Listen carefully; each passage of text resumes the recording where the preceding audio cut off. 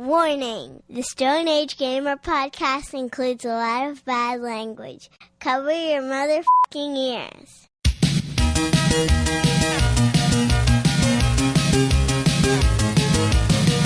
Good evening and welcome to the Stone Age Gamer podcast. I'm Kris Randazzo and joining me tonight is multi-use old bed, Dan Ryan. What are the uses that I have? Many. They are legion. Plethora. It's week 3 of our Not E3 season coverage featuring the Nintendo Direct, LRG3, and Sunsoft is Back 5. Did the season finish with a bang or a whimper? Save the Bubsy for last because the Stone Age Gamer podcast starts now.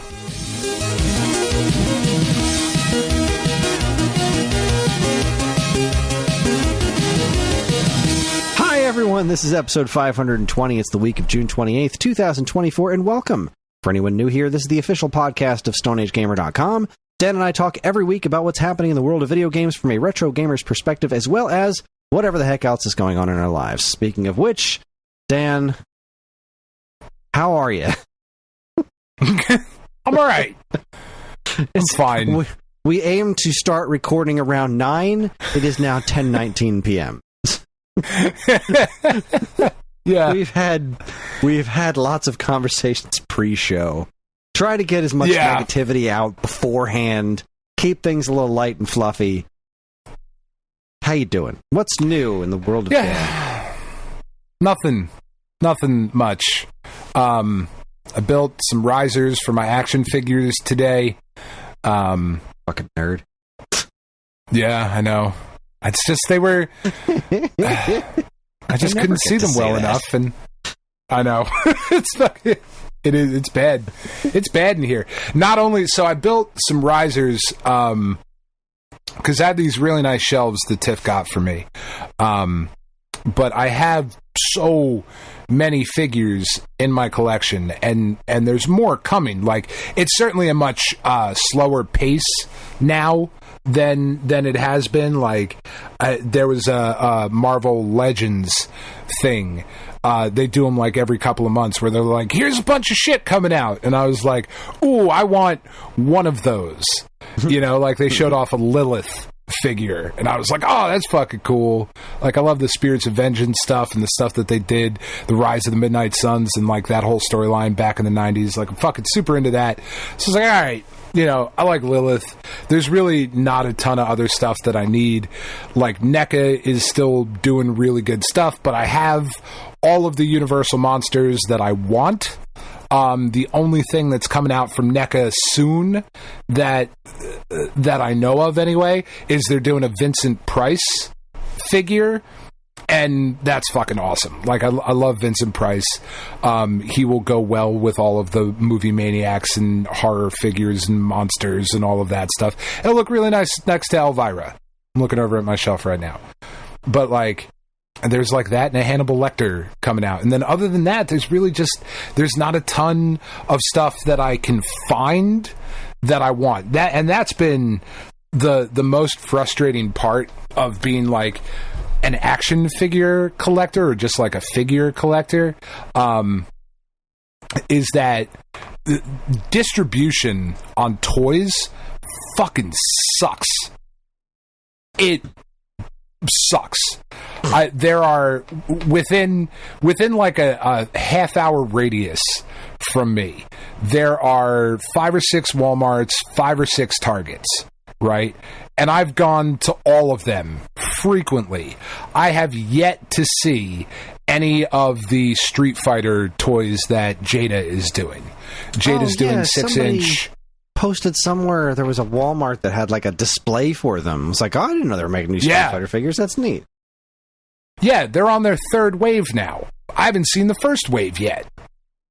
Like, they just haven't shown up around here, or if they have, they've sold out immediately. Like, which is possible, I suppose, but I haven't even seen fucking shelf tags for them, you know. And like, when I go into the Walmart to look at the toy section or the Target or whatever, it's the same shit always. And like, there's no new shelf tags, there's no fucking nothing. So I've been looking for those Street Fighter figures. McFarlane put out a really, really awesome Nightfall Batman, the Azrael Batman. Like, you remember when he got the new suit and it was Jean-Paul Valley? It's this incredible figure, and I've always loved that look for Batman. It's awful, it's stupid, but it's so 90s, and I love it so much. And I could go on Amazon and I could get one right now for $170, but it's a $20 toy, you know, like, and it hasn't been around here. Just hasn't shown up in South Jersey. And they were also doing a Masters of the Universe and Teenage Mutant Ninja Turtles crossover. I heard about that. And it's so dumb. I love it. I don't want any of them other than the Casey Jones. It's the only one I'm looking for. Who's Casey Jones I've seen crossed over with? It's kind of Man-at-Arms-esque, but also like samurai and also kind of Fisto. Like, he's got a couple different elements that, like, he's just got big weapons and shit. It looks fucking awesome. It's Casey Jones in a classic Masters of the Universe style body. It's fucking dope. I want it. Can't find it. Can't fucking find it anywhere. I found a shit ton of Krang. That's the one I've seen. I haven't seen literally any of the other ones. I haven't seen the fucking Mikey is He-Man. I haven't seen any of the other shit. Just fucking Krang. Like, all right. You know, at least like with video games, if a game is coming out, like, you know what day it's coming out. You know when the store is going to get it. And the store is going to get it, not an assortment of it, you know? Right. Not this, we're not going to get a box that has like 3 of one game, 3 of another, and maybe 1 of this other one. Like, they just don't do that. Yeah. You know, so being a toy collector is quite frustrating. I could pre-order all of this shit. Like, I know that there is a solution to my problem of pre-ordering stuff on, like, Big Bad Toy Store, Entertainment Earth, or whatever. But that I just don't like collecting that way. You know what I mean? Like, I don't like doing that. I don't like, I unlocked it with my credit card. You know, like, that. It's just not as fun for me. Yeah, there's just kind of a different feeling about going into the store and getting the thing. But I know a couple other toy collectors, and I don't know the details, but I feel like doesn't that come with its own set of headaches with toy pre-orders? Oh, sure. Like, isn't there always like, I pre-ordered this one, but then my pre-order got canceled because they oversold them or something like that? They oversold them. They didn't get enough, or you have to pre-order the entire wave. Right. You know, and like, I don't want to drop $160 on a whole wave. I want a figure from here, and then like I could get the whole wave, and then I could sell the rest of it. And I'm just not like, I don't want to fucking do that fucking shit. Work. All right, I've been sitting here. I have a sealed copy of Super Mario Brothers that. Yeah, I don't need a sealed copy of Super Mario Brothers. I want just a complete in-box copy of it. I bought the sealed one on a lark because it was a joke. It was $5 at Toys R Us when I bought it. Now it's worth a whole butt ton of money. But yeah, I don't necessarily need it. I could use that money, but I don't want to not have a complete in-box copy of Super Mario Brothers. So, like, yes, I could sell that and then buy a complete in-box copy of Super Mario Brothers and then have the extra money, but then I would have to go through the process of selling it and valuing it, and that's just so much extra work. It's just a pain in the ass. It's like, well, you know what? I'll just let it sit there then. It's a pain in the ass. Work. It sucks. A couple of years ago, I bought a complete in-box copy of Bubsy for Jaguar for a very good price. And I was like, well, now I can sell my loose copy of Bubsy for Jaguar. $2. Better have been the fucking price. No, it wasn't, and I have plenty of shame about that. But no, I needed my complete copy, my complete Bubsy collection. I know. But I have this spare loose cartridge of Bubsy on Jaguar that I still haven't sold, and it's been like 2 years. God, it's been more than 2 years. Who the fuck am I lying to? It's been more than 2 years. I know. It's been a long time. It was at Too Many Games, and it was at a Too Many Games that SAG was at, so I think that was at least 5 years ago now. 5-6 years ago, yeah. Fuck me running. I wish I was. That's my line. Well, I want to be like you. Oh, that's fair. I wish I was going to go to too many games, but it's too many fucking dollars is what that is. It really fucking is. It's a crazy amount of money to go to that show to then spend more money. Yeah, like it's spending a lot. that much money to get through the doors. Like, I don't necessarily want to wait in line and meet celebrities or anything. I just want to go and look at the games. Not interested. And maybe buy one or two cheap things. I miss our panel. That was fun. It was fun. Those were the days. Those were the days. Yeah, it's a frustrating endeavor to be a part of this. And then there's just like there's prices on some of this shit that is like it's very frustrating. I don't mind paying a higher price because it's just what shit costs. And like when I started collecting Marvel Legends 20 fucking years ago, there was $7. It was $7.50 at like Walmart and Target and whatever. And they're $25 a piece now, and they come with less shit, and that's frustrating. But okay, I get it, you know. But I keep looking at all of the movie monsters and Batman and Casey Jones and the Rocketeer, like all of the movie figures I have. And I keep thinking like, man, I really need a Godzilla to go in there. But to get a Godzilla that's not also 6 to 7 inches tall is prohibitively expensive. Like we're talking like $300-$400 to get one, and like I don't need it that bad. You know? I would like it. I don't need it that bad. It's just it's a frustrating thing. Frustrating endeavor. But then I've run into that. The flip side of that is that when I do walk into the store and I find Casey Jones from the He-Man line, I'm looking at Big Bad Toy Store right now. Yeah, I could order it off of the website right now, and it would be $20.99 is the price of the figure, and then $4 shipping, and then whatever tax. So it'd be like $30. And I don't want to spend $30 on it. I want to spend $20 on it when I go to the store and find it. That's what I want. It's just not the same. Anyway, how you doing? I'm doing okay. It's my birthday week, so you know I've been eating well, which is nice. And I was good. sick yesterday, and I'm mostly not sick today. But now my back hurts a whole lot, so that's fun. And you know, I'm having some people over tomorrow for my party. We're just going to hang out and play some video games and hopefully avoid dog issues. And I just don't want to be on the hook for anything tomorrow. That's kind of what I want for my birthday, is to just relax a bit. And I'm hoping that pulls through. The house is relatively clean. I'm having somebody over tomorrow who's never been to my house before, and I always feel very self-conscious about making sure my house looks nice when new people come over. Yes. And I haven't been able to give everything my full attention, you know? So, like, the house is pretty clean. I keep the house pretty clean. But sure, some of the finer details I haven't gone over with a fine-tooth comb, you know? And the yard work's not as done as I want it to be, but, I mean, fuck. Who's going outside to do yard work right now?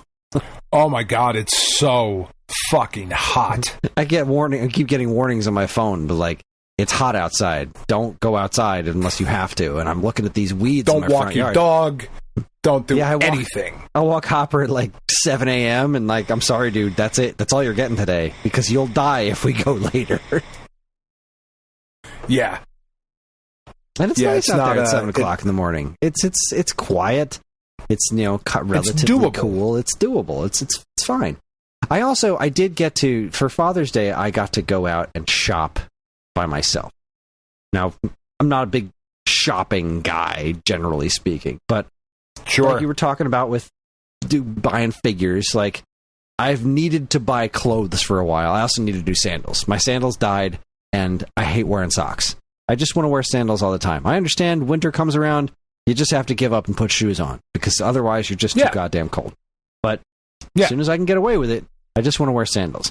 My old sandals, they officially died. The straps broke off, and there was no salvaging them at this point. It was done, and it had been a couple of weeks because we've been waiting to get, like, a little bit of money back in the account, and, like, all right, I can afford to go shopping, so I'm going to go shopping. Bought myself new sandals, and I made some bold decisions in terms of shirts. Yeah, I was at Kohl's, and I looked at some shirts, and I just wear T-shirts all the time, right? I work from home. I don't have anybody to impress. I'm here, I work from home, I'm downstairs in my basement all day, and just wear, I got my jean shorts, I got my goddamn denim shorts, and I love them, and I always wear T-shirts with them. I thought, you know what? Maybe I could stand to look nicer from time to time. I could stand to dress a little nicer. I've been spending a lot of energy working out and not really focusing on eating better per se. I don't eat a ton of garbage, but I've been putting a lot of effort into exercise. And so I thought, well, what the hell? I'm gonna buy a couple of shirts. And I found these, like, they were on sale for, like, God, I want to say they were 15 a piece or 20 a piece, something like that. It was like 20. Yeah, they were 20. Right. They were usually 50. They were knocked down to 25. They were 50% off. That's what it was. So they were $50 shirts. And they were on sale for $25. I don't think any shirts should be $50, but I don't know enough about textiles to say that with any degree of, like, I don't know how hard it is to make these things, whatever. They had these. I know. You know exactly enough about textiles to be able to say no. A shirt should not be $50. It should not be. I'll never spend $50 on a shirt. What are you, fucking crazy? No. But at least these are button downs. No. You know, I'm not spending 20. I don't feel good about spending more than $20 on a T-shirt. I don't even feel great about spending $20 on a T-shirt. T-shirts should be $10, but whatever. I digress. So I bought these. They had these nicer ones that were these like sweat wicking kind of things. They looked just like the regular shirts, but I went and tried one on. I was like, oh my God, this is amazing. I must have this. But they didn't have any in my size. Nothing. Of course not. They had 3X, and I was like, this is super comfortable, but it looks absolutely ridiculous on me. I cannot buy this. And like, no, you have never been a 3X. I just can't. Chris. Well, that's not entirely true. You go to Old Navy, buy their T-shirts, I'm a 3X, and even that's tight on me. It's like, really? What's wrong with Old Navy clothes? Are so designed for skinny people. It's ridiculous. I'm not fat. I'm not that. I'm a little overweight, but I'm not like fat. But I swear to God, I buy normal. Anywhere else, I would buy an XL or an XL. It's like a 3XL at Old Navy, and it's like still the arms are super duper tight, and it just barely fits around my stomach. Like, what is wrong with this place for young skinny people? I am not young or skinny. God damn it! But anyway, the 3X is way too big. I like to go 2X. That's my comfort zone. I can pull off an XL, but I don't like the way it feels. Sure. My wife says that I look better in XLs, but I don't like the way that feels, and comfort is paramount. I refuse to suffer for fashion. So I went with the regular, non-fancy sweat-wicking things that were still very comfortable. And one of them was white with flamingos on it. They're like kind of like Hawaiian shirts almost. So it's all white with flamingos on it, and the other one was this like dark blue with like leaf patterns on it. Kind of sort of Hawaiian shirtish, both of them. It was a bold move for me. I haven't worn button-down Hawaiian-ish shirts in a very long time, but I was feeling stylish. I'm feeling fancy, and I decided to make that play and get myself some fancy stuff. And I almost bought new underwear, but underwear got really expensive too. It did. It really has. Karen bought me for Christmas. She bought me like 4 new pairs of boxers. She was like, "I noticed you could use new boxers." I was like, "Really? I didn't notice." Because when I fold my laundry, I just pick it up and I fold it. I don't really inspect it. But one day, not that, but a few your weeks balls ago, had a scapade? Not quite. But I went to like pick one of the pairs up, and like just the way I looked at it, the middle part was sheer. There was like 3 threads holding it together. It was basically being held together with a prayer. And it's like, oh, this must be an outlier. So I kept looking at all of my boxers like, oh, wow, this is borderline lingerie. I should probably do something about this. So I she got me these boxers at Old Navy, and I thought they were quite nice. So I went to Old Navy, and they were sold out of all boxers in my size. Because what the fuck? Life is not fair, Chris. It's not fair. I just want comfortable underwear, but... Stop wearing it. Just stop wearing it. It's the most comfortable underwear you will ever wear is when it's not there. Just free ball about the place. I don't want my junk rubbing against the inside of denim shorts. That doesn't sound comfortable. That doesn't sound like a good time. That was the fucking mistake with the jorts. I tried to tell you. You don't fucking listen to me. Well, what kind of shorts do you recommend I wear that would be comfortable without underwear? I am currently wearing a pair of athletic, like, Reebok fucking dry fit or whatever the fuck they call it shorts. I would imagine these would feel wonderful if I were also not wearing boxer briefs underneath. Sweatpants shorts, feel like that would be just a right good old time. So stylistically speaking, in terms of style, you are saying that sweatpants shorts are acceptable, but denim shorts are not. Yes. 100%. I've had this pair of sweatpants shorts for like the last 15 years. They got a big fucking koi fish down one side. They're fucking dope. They're like the coolest fucking shorts I've ever owned. And if you put a koi fish on some fucking jorts, you should be shot. Just taken out back and shot. With like a BB gun, obviously, not like real bullets or anything, clearly. Like rubber bullets. But we're not monsters. Still, you should feel it. You should be upset with your decision and made to regret your choices in life. Have you played any video games this week, Man, just the same old shit. I can't fucking focus on anything, Chris. I've been trying. Right. And, like, it's kind of weird because, like I was telling you earlier, like, not having a diagnosis yet, like, not knowing what exactly is wrong with me, but knowing that there is something wrong, has really just kind of fucked my head up. I haven't been sleeping great. I've been having, like, thankfully I'm not remembering my dreams, but, like, Tiff has told me, she's like, you were fucking, there was some shit happening. Like, it's just been really, really tough, like really hard to focus on shit. And then we've also been trying to think of like, all right, well, if I'm gonna have to be on the couch for a little bit, recovering from whatever treatments I'm undergoing, if that is where this ends up.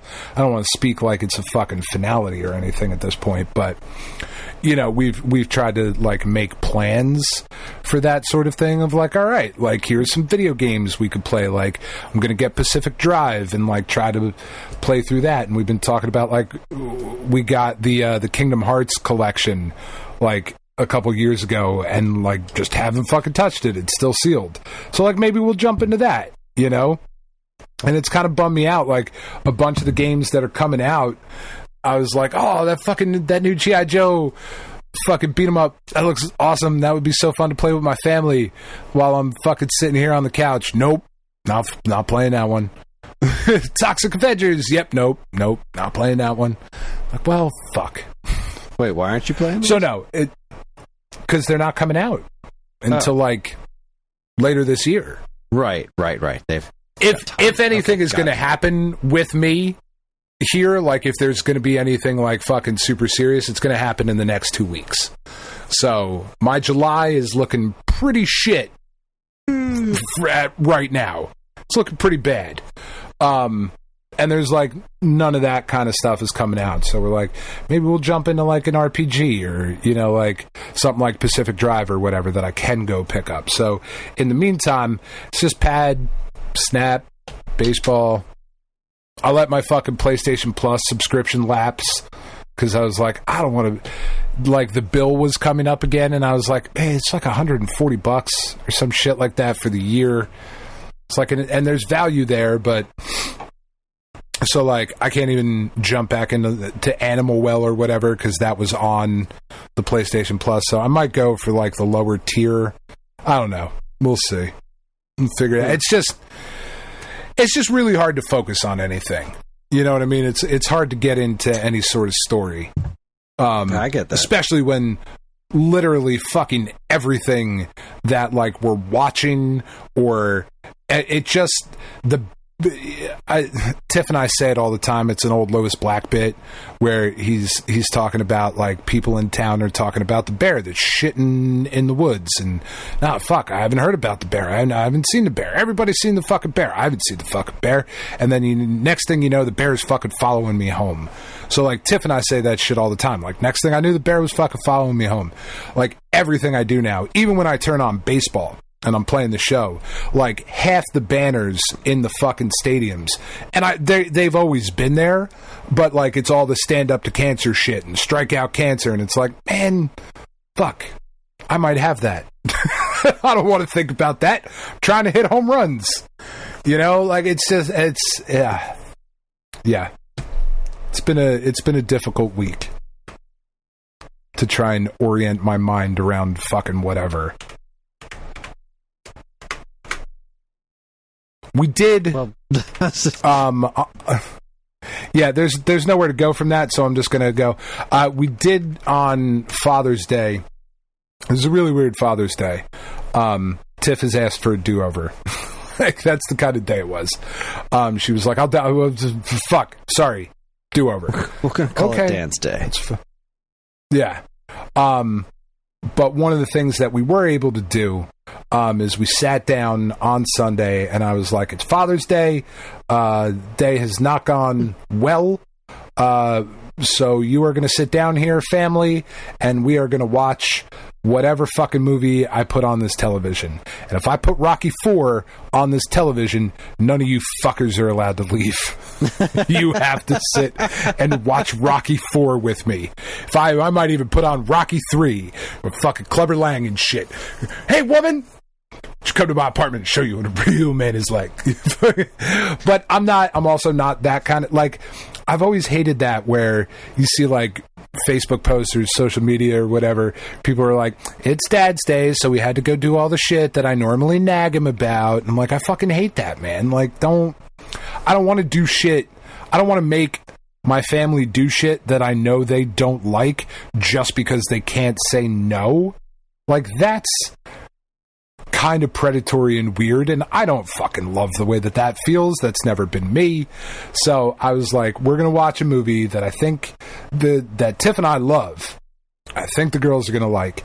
We're gonna watch Monty Python and the Holy Grail, and they fucking loved it. Fantastic. They're 15. It's the exact right age perfect for them to watch that for the first time, and they were into the movie, like, they thought it was funny, and then it got to the scene where Lancelot is charging the castle when fucking Galahad is in there, and he sees the grail-shaped beacon, and then, like, all the slutty fucking nuns and shit are in there, and they're like, you know, you must spank us, and then spank me, and then the oral sex, like, that whole fucking scene, and then it cuts to Lancelot fucking running up to the castle, and it cuts 4 times where he just starts over each time, like, all the way back at the end, and it goes out. That 4th fucking time is what makes it so goddamn funny, because you think, like, it does it the first time, you're like, haha, 2nd time it's a little funnier, 3rd time you're like, alright, 4th time it's hysterical, and then right after the 4th time, he's instantly at the fucking castle gates and goes, haha, and fucking starts stabbing everybody, and, like, he kills half the wedding party, and the kids fucking lost their minds. They thought that was the funniest goddamn thing, and then when they get arrested, spoilers, when they get arrested at the end, sorry. Do you need spoilers for fucking Holy Grail? I don't know, if you haven't seen that movie, like, literally what the fuck is wrong with you?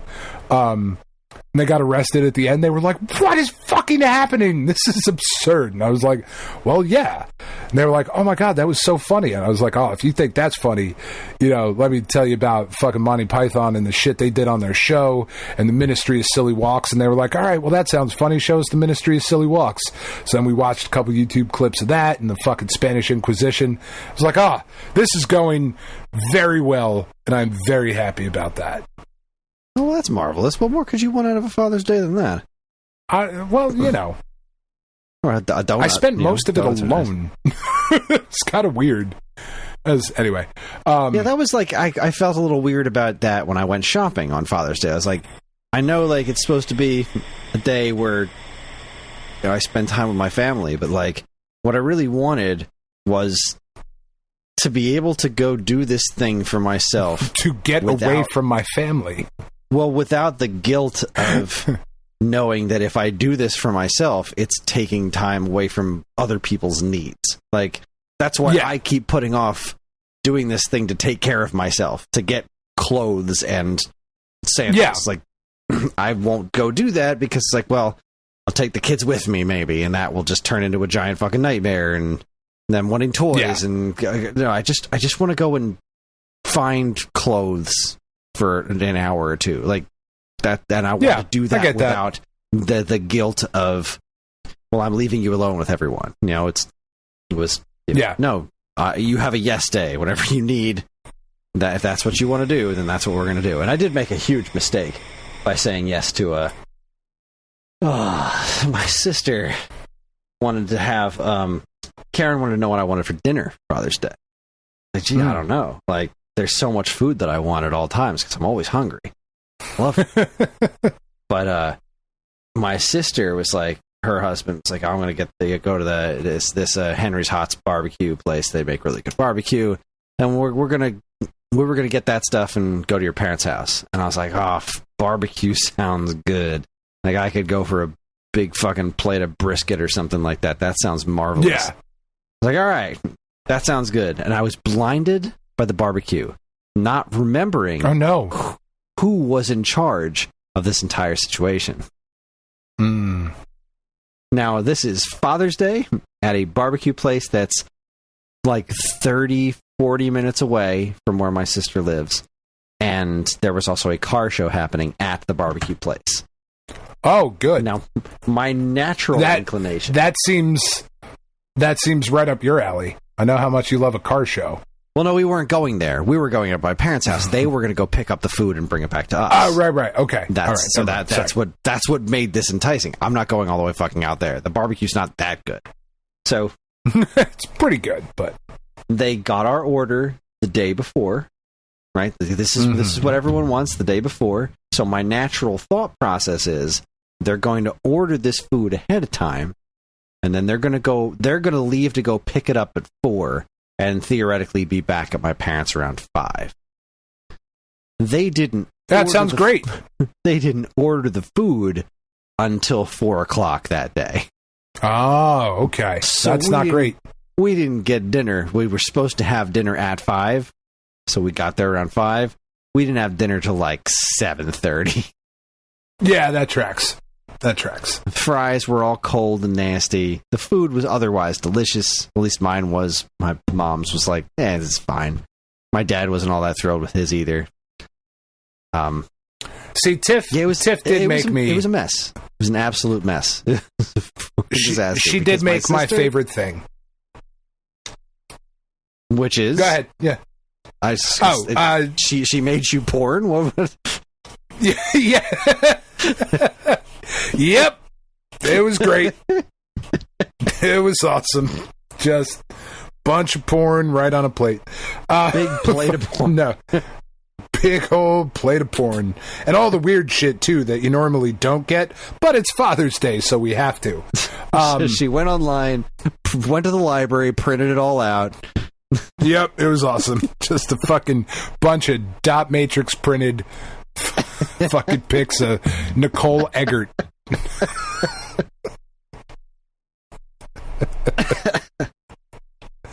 Man. What did she make? Indian chicken curry. which is okay. My favorite fucking thing. Very love it. My favorite. Love it so much. And the way Tiff makes it, it's just, oh god, it's tits. It's the best. And I get it a couple times a year, and I want it always. I did my. I went to Cheeto Burrito, which is just about my favorite place to eat in the world. Food at that place just makes me so unreasonably happy. I went out there today for lunch, and I got myself a trio of tacos: one chicken, one steak, one fish. I almost cried. It's a religious experience. I fucking love that place's food so much. I drive past 2 Chipotles to get there. That's impressive. And I will do it with a smile on my face. I like Chipotle just fine, but like Chipotle's great. Cheeto places, it's local, and it does what Chipotle does, but so much better. Like there are a lot more options on the menu, not like so many that it becomes unsustainable. Right? Because Chipotle's menu is extremely limited. This is like, no, this is a whole bunch of stuff that's always on the menu. It's always there. It's always fresh, and it's so fucking good. Their salsas are so much better than Chipotle's. Oh my god. I'm hungry right now just thinking about it.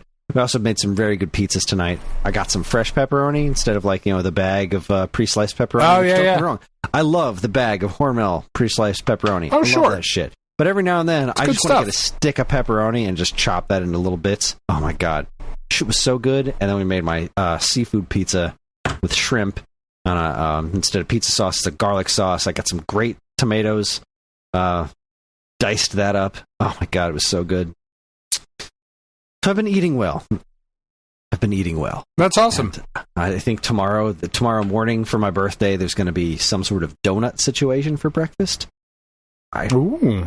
Yeah, I said I wanted donuts at some point, and apparently that's going to be the situation. Donuts. She's making me blueberry pancakes on Sunday morning, which I'm thrilled about. And then we're gonna grill and stuff for my birthday tomorrow. I'm gonna grill some bratwursts. Good. That's awesome. Make a good bratwurst. Fuck. You are really fucking into food. I love food so much. Like when I finished my 3rd slice of pizza tonight, I was like, God, I wish I had a bigger stomach because I would eat 4 more slices of pizza right now. If I did, I'd know that I would be like stopping the show to go upstairs for explosive diarrhea. So I didn't do that. Sure. I thought of you instead of eating more pizza. Where am I going? Seriously, I'll just sit here, have the piece of pizza. I wake up in the morning thinking about food. When I go to bed at night, I am thinking about what I'm gonna like. What am I gonna eat tomorrow? What's the plan? Not me. I love eating so much. I am so annoyed at the fact that I have to fucking eat in the morning. It drives me crazy. I've been making smoothies all week because that's what I'm going to be doing. I think, again, this is another like prepping kind of thing of like, let me try to figure out some smoothies because I'm probably not going to want to eat, but I'm going to have to. Right.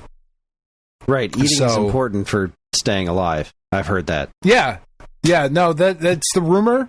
It's one of these newfangled things that like the Google AI is coming up when you like the Google word your on the symptoms. streets, They're what like, the kids are saying. Did you eat, asshole? Jeet. That's right. Did you eat, asshole? Not today. I can't focus. Not never, but not today. Don't want to be going down there. You don't making poor decisions. You got to focus. That's right. Make sure you don't get pink eye. Anyway. Jesus. Oh, we've all been there. Really should be called stink eye. What are you going to do? To get pink eye. I was tossing a salad the other week, and anyway. Pink eye from the stink eye. Oh, God. Anyway. So, fucking making smoothies and shit. God damn it, Wolfman just fell over. Fucking prick. I gotta go fix him.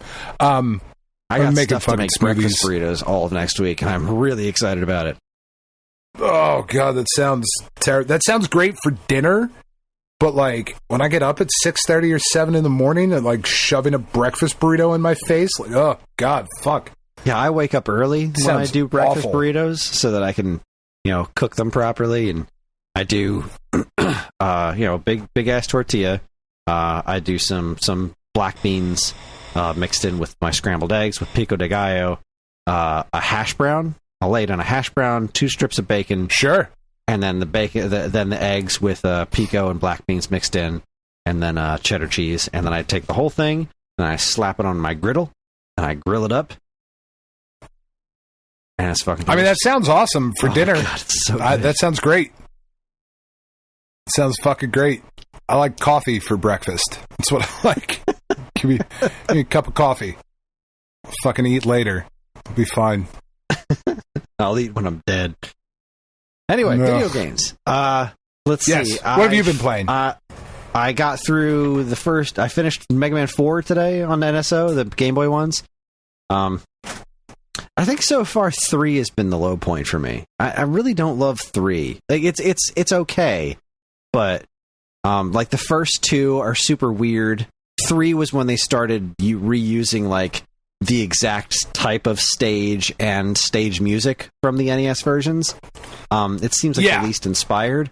4, on the other hand, is a cross between 4 and 5 as far as the Robot Masters go, but like right. the stage layouts are really, really creative. They put a lot of effort into 4. 4 is really freaking good. But of course 5 is the all original one. That's looking forward to starting that next week. So that's been fun. I've been really enjoying playing through the Mega Man games. After the Yacht Club sale, right? I mentioned that after Yacht Club Presents, a bunch of the stuff was on sale. So I finally bit the bullet and I bought Shovel Knight Dig, and I fucking love it. It's really good. I'm really enjoying it. Like, on principle, I don't love the whole like random level thingy where you have to, Sure. all right, we're going to dive in the hole, you're going to do all these levels again and see how deep you can go this time. Like, I don't like that in general. But whenever I mentally get myself over that bar and I start playing it, I'm having a fucking ball. Every time I'm down there, like the gameplay, the music, the visuals, I really like that game. It is very, very, very good. So yeah, that's been fun, kind of jumping in and out of that. I played a little bit of the original Shovel Knight again. I cracked open my Wii U to play that, and It's just such a good game. It's such a good game, and I've been putting off buying it on Switch for a long time because I kickstarted it, so I have all of the DLC and everything on the Wii U, and I've never played any of the bonus not the bonus content, the other campaigns. I played some of Plague Knights, which is basically the same thing as Shovel Knights except with Plague Knight. Then the other ones are all this original content, and I've never played it, and it's like I can't bring myself to do all that stuff on the Wii U, and I should just bite the bullet and buy it on Switch, but I don't know. Then I should probably buy the physical version. If I'm going to spend money on it again, I should do something like that. But anyway, I'm really enjoying Shovel Knight. What is it called? The Treasure Trove or whatever the fuck. But now there's this new version coming out that they mentioned that we talked about last week. So maybe I'll just wait for that. Treasure Trove DX or whatever. I think I'll just wait for that, and that'll be my excuse to buy the whole thing over again, have it be all sexy and go from there. What I did not enjoy is another game I bought a couple of weeks ago that was on crazy stupid sale for $2, I think, and that is that Alex Kidd remake. Oh yeah, it's not good. It's very pretty, and it does improve. I really like the visuals on it, and it's a very ambitious sort of remake of as far as adding story and context to the various things. But it doesn't hide the fact that Alex Kidd just isn't a very good game to begin with. The original Master System games, I've never loved it. Not very good. I've never gotten very far in it. It's fine, but it's not all that good. And so as I'm going through this, like, wow, they really did a good job of dressing this up. Like, it really looks nice. I want to like this. I'm enjoying the music, but it's just not a good game. It's just not. Especially since the bosses are all luck-based rock, paper, scissors. What is this? What is this bullshit? I guess it's kind of sort of clever, weird, but it's like, I don't know. Yeah. I really was not having a good time with it. I turned on all the accessibility stuff. Like, they were like, all right, so this game has a lot of problems. So you can turn on this mode that has way more generous hit detection. So it's like you don't instantly die every 4 seconds because, like, something may have grazed a pixel somewhere. So somewhere on the screen, there's maybe. There's a mode that makes that slightly more tolerable. There's a mode that gives you extra, infinite lives and all that jazz. I was like, all right, I'll turn this on, and it still wasn't quite enough to make it fun for me. So I'm done with that. That's $2 well spent. Other than that, I've just been doing and we'll talk about that a little bit more. We'll talk about that a little bit more later, but I've been playing a little bit of Zero Mission. Because that's finally on NSO, and that game is never a bad time. Whenever I'm done with really isn't. Mega Man break, I jump in for a little bit of Zero Mission, and it brings warm fuzzies to my cold pricklies. But that is what I've been playing, and that is where we should take ourselves a break. And when we come back, we're going to talk about some week-old news. You're listening to the Stone Age Gamer podcast from Geekade.com. Stick around.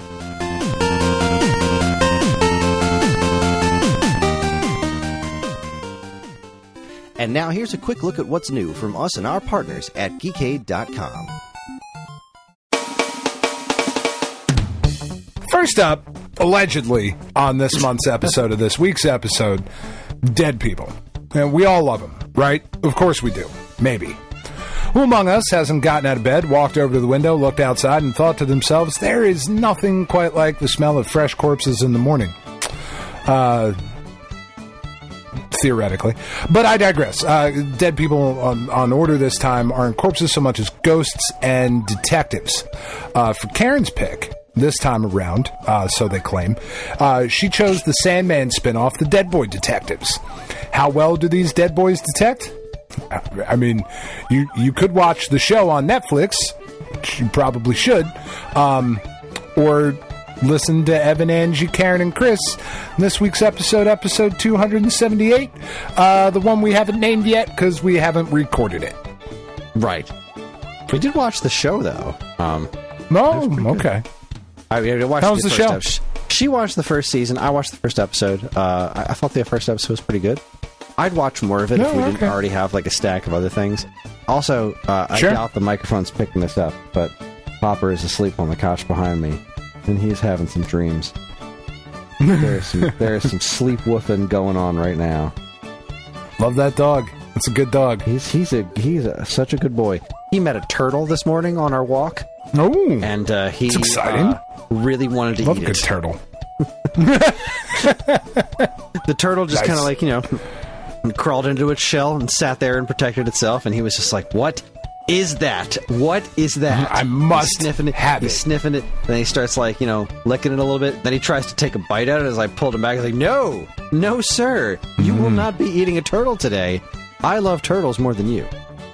And I love turtles. That's not true. I love this dog, but I do love turtles, and I was not going to let him eat that turtle. But he really wanted to get it. He really wants to get lots of things. He's a good boy. Sure, he's a dog. He is a dog. And when we go walking in the morning, there's lots of chipmunks and lots of rabbits all over the neighborhood, and he wants all of them. And he can't have them, but he wants them. Anyway, next, did you know that King Arthur has his own world? That is right, the mascot for the famous flour company, King Arthur, who probably isn't known for anything else in human history besides being named on various bags of flour. Don't look it up. I'm sure I'm right. He has a world. 100%. Hundo P, as the kids say. Hundo P. What does that mean? Who can you even ask about such a thing? Why, Greg and Joe from the Super NES podcast, that's who. They spent some quality time with the Super NES hidden gem that plays like a cross between worms and lemmings. Learn all about it in the SNES podcast, episode 235, King Arthur's World. Finally, the man that like not even theoretically, like given the opportunity, I think Tiff would leave me for Oliver Platt. We don't talk enough about Oliver Platt. We don't. She fucking loves Oliver Platt. He is a very tall man. According to IMDb, that's the Internet Movie Database, for those of you unawares, he is 6'4". That's a tall drink of Platt. You know what else is special about Oliver Platt? He co-starred in a movie called The Imposters that was written, directed, and stars Stanley motherfucking Tucci. That guy, well, he's only 5'8". So, you know, when you get him and Oliver Platt standing next to one another, comedy is going to ensue. After all, what's funnier than height differences? I would say nothing. Nothing, Chris. You're 100% right. Nothing is funnier than height differences. Unless, of course, you count this comedy movie with both of these fine actors appeared in together. Just how funny is this overlooked gem? Find out in a theater near you. Episode 41, The Imposters. That was a funny-ass movie. I had never heard of it before it was recommended on the show. Never heard of it. It's great. I recommend it. All right. Recommended. Noted. For all this and more from us and our partners, be sure to keep your eyes on geekade.com.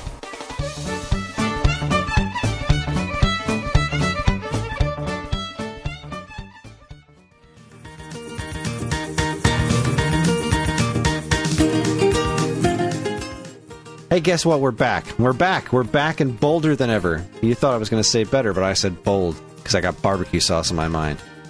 You ever know some people refer to barbecue sauce as bold? Yeah.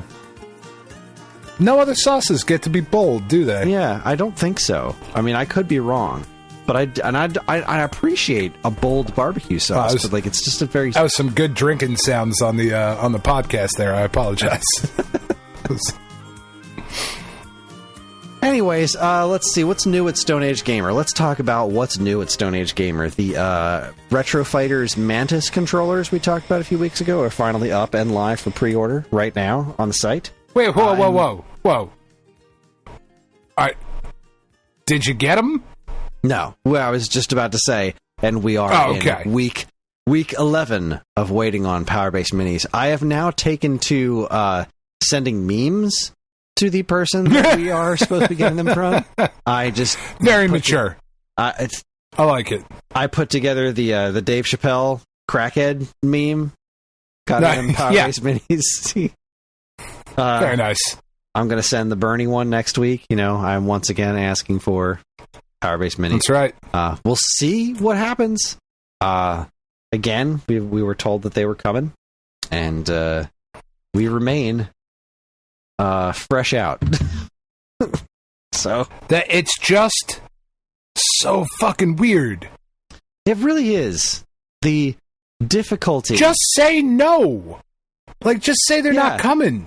Just that sucks. But like, okay. Things, and now there are these other things that we need. And he said they were going to put them in. We'll send them out with those other things. Like, all right. At this point, I don't need the Power-Based Minis. I just want them. Right. But this other thing... Nobody's even going to buy them at this point. This other product we kind of need. Like, we sold out of it. It's something we sell regularly. We need more of those. And I don't understand. Such is life. Oh. But that's really all that's been going on Stone Age Gamer this week. That was about it. Not a huge busy week. But it was a busy week in the world of news. But not in the stuff that we're going to talk about. But I was able to find some not E3 related news. So it is time for my favorite segment, your favorite segment, everyone's favorite segment. Strap yourselves in for Week Old News. Welcome to Week Old News, where we talk about all the news that was new a week ago. And first up, we have GoNintendo reports. Ghoulie Kit, I guess, announces Hall Effect anti-drift sticks for Switch Pro controllers coming later this year. I didn't know drift was a thing on the Pro controllers. So I did not either. Like, I know that all modern analog sticks will get drift if you use them long enough, just because of the way they're made. Like, you know, PS4, Xbox, whatever you're using, they're always going to get them because they don't have these Hall Effect joysticks. And apparently you can now get those for Switch Pro controllers. Or at least you will be able to later this year. Thank you, Guli Kit, Gulikit, right? That seems to make a degree of sense. Yeah, no, that's perfect. Yeah, Gulikit. I'm going to call it that. Yay, go team. Okay. Next up. Go Team Venture. Time Extension reports a copy of the lost Famicom title Moyo Butaman has been found. That's exciting. I know you've been looking for this. Is it? Oh my god, I just everywhere. I had never heard of this before, but I thought this was a fascinating story. So, this Time Extension report says, back in 1992, Sigma Enterprises was working on a 2D platformer called Moyo Butaman for the Famicom, which was shown off in Japanese gaming magazines.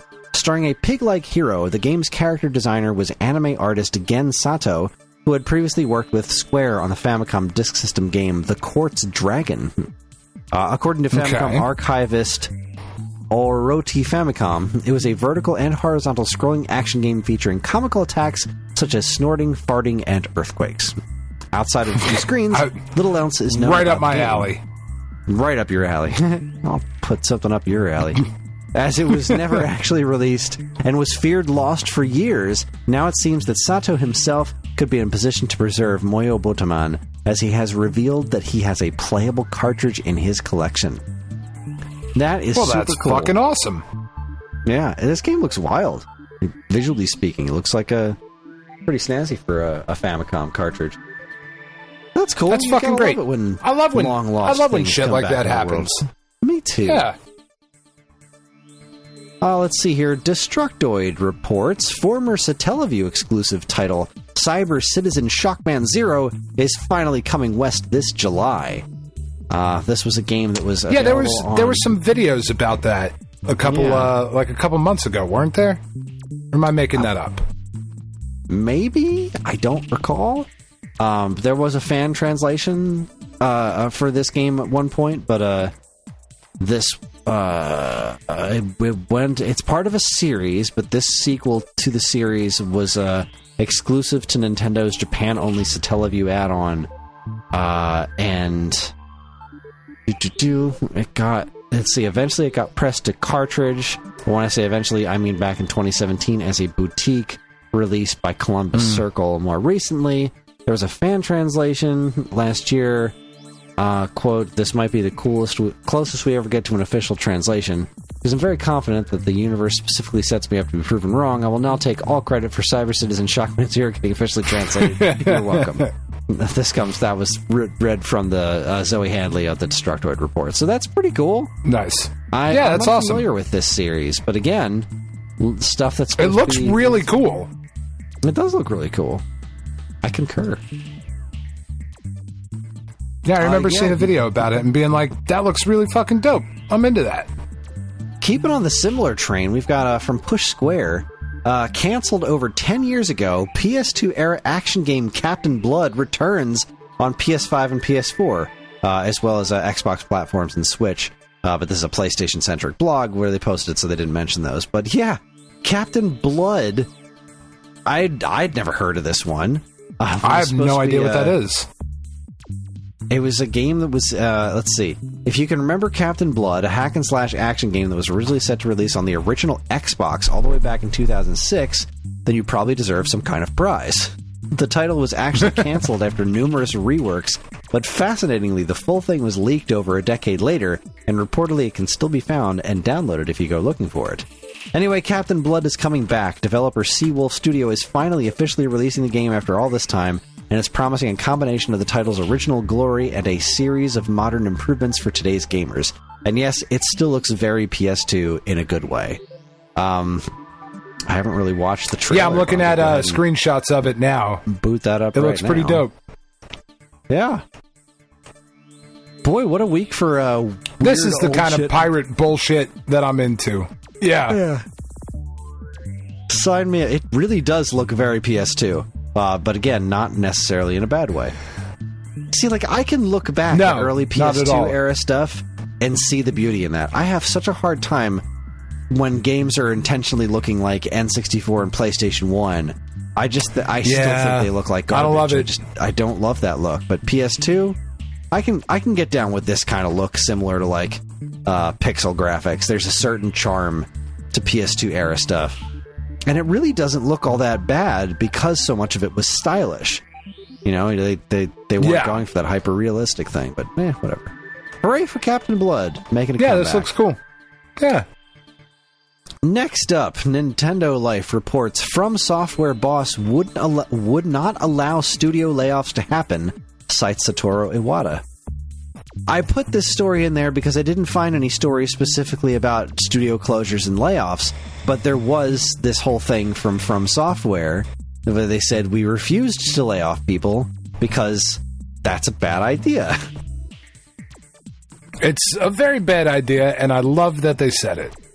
Yeah, you know, it's all about trying to figure out how to get those long-term gains and build a healthy ecosystem within your business instead of just chasing the short-term dollars, which is what a lot of other companies tend to do, and I am not a huge fan of that. But this I thought was cool. Hell yeah, From Software. From Software. From Software games, not necessarily for me, not necessarily not for me, but also not necessarily for me. I haven't given them a proper go, so that's my own shit, but yeah. Awesome stuff. Anyway, Kotaku reports Nintendo's war on fan creators now includes people making sheet music for Fire Emblem. Look, Nintendo, I love you. I'm about to say a lot of nice things about you after our next break. However, there are certain... Back the fuck off. There are certain things you do to the fan communities that make me step back and say, when people are making games, like... I'm just going to make a new Mario game. Well, you probably shouldn't do that. Because you don't own Mario. So, when you make a new Mario game, and you say, this is Super Mario Advance 5, it's like, well, you know, probably shouldn't do that. Nintendo's probably going to come Maybe not. And, like, I get it. People make Sonic fan games and Mega Man fan games all the time. That stuff is super cool, but that's Capcom and Sega's prerogative to let that stuff or not let that stuff. Nintendo wants to be extra protective of that area of their business. I get that. Sheet music? Come on. Stop that. Yeah. Stop that. Come on. YouTube channels that play your music? Stop that. You're not selling it. You're not streaming it. It's not hurting anyone. It's petty. When you're doing, like, fan games, I get it. Because you have no control over the quality of those things. But when somebody is, they're just transposing your music into sheet music, like, this is doing you no harm. This is not painting any of your properties in any sort of negative light. You have nothing to lose by this stuff existing. But what if somebody gets the sheet music and they play it shitty, Chris? What if I can't read sheet music? I could be like, so I just purchased this Nintendo sheet music and it's shit. Listen to it. And then I just fucking whip my fucking shit all over the keys on a piano. I love that company. I do. As far as corporate companies go, corporations, corporate. Me brain corporations. Function. Yeah, as far as they go, Nintendo, I do like a lot about them. I obviously do. I do too. Sometimes you just got to look at them and say, there's got to be a better use of your time. Yeah, just leave that alone. Next thing you know, like, don't fucking tell Nintendo that you can go on, like, ultimateguitartabs.com and find the chords for the Mario fucking theme song. You know, like, what are we doing? Yeah, settle down. Just back up. Back up. All right, next up, time extension. Doom 2 comes to Super NES, thanks to fans. Bless your heart. Yeah, that's awesome. Let's put Doom 2 on the Super Nintendo. Why not? So far, what fucking they've got maniacs. cooking is just what they've been able to create. I think it's the first 2 levels up and running, because that's all the stuff that's just repurposing assets that were in the first game.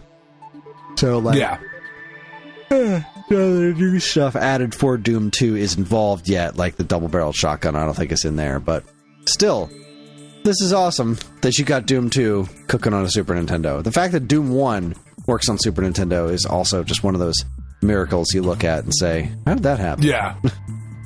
Why? How? Why? What are you doing? And last but not least, I just had to put this on here. IGN reports Hollow Knight fans crushed as summer showcases pass with no Silksong announcement. There was never going to be a Silksong announcement. Team Cherry, I know, like, I put in the Discord, fucking shadow drop it, you cowards. But Team Cherry said that the only Silksong news will come officially from them. Like, they said that. So, I mean, fuck, though. Just, like, let me know. Just say something. It was announced on February 14th, 2019 as a Hollow Knight expansion, but then turned into a full-on sequel. It's now been over 5 years since they announced that the expansion was turning into a full-on sequel. Yes. Tell me what's up. Yeah, tell me just that Hornet has a grappling hook now. And angry eyes. Oh, we'll talk about that. Oh, we'll get there. We're gonna get there. It's gonna be awesome. It's gonna be great. It was a teaser. Fucking teaser. Yeah, but seriously, like, just how about a little bit of communication? Even Nintendo gave us occasional, like, Metroid Prime 4 exists. We're gonna show you something when we're ready to show you something. Now here's this. Like, they gave us that before, before Dread, right? They would give us the tidbits, just reassuring us they hadn't forgotten about it. Things are happening. Just to throw us a lifeline. You know how desperate we are. Help us out. You would have to know. I know you're listening, Team Cherry. I know you're big fans of the show. Yeah. Pull up a chair. Sit next to the fireplace. Not lit. It's hot. Yeah, that's right. I just pulled up their website. Make it happen. The Team Cherry website and clicked on the blog. Just say LOL? The last post on the blog was 12/13/19. Oh, boy. With Christmas close and Team Cherry about to take a few days off, we're going to keep this update as snap sharp as we can. They're Australian, so I guess maybe snap sharp is an Australian thing? Maybe. I don't know. I don't know. I could still wish list the fucking... just tell me. Just tell me it's still coming. All right. Well, pricks. With that... Don't make me go to Australia.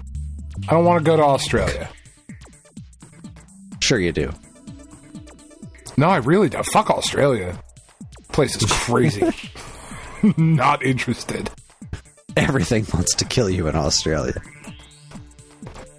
Yes. All right. Well, that's gonna wrap this segment up. A little bit short, but that's fine because a lot of news happened that's going to be talked about in our next segment. So we're going to take another quick break, and when we come back, it is time for the final installment of this year's Not E3 coverage. I'm very excited. You're listening to the Stone Age Gamer podcast from Geekade.com. Stick around.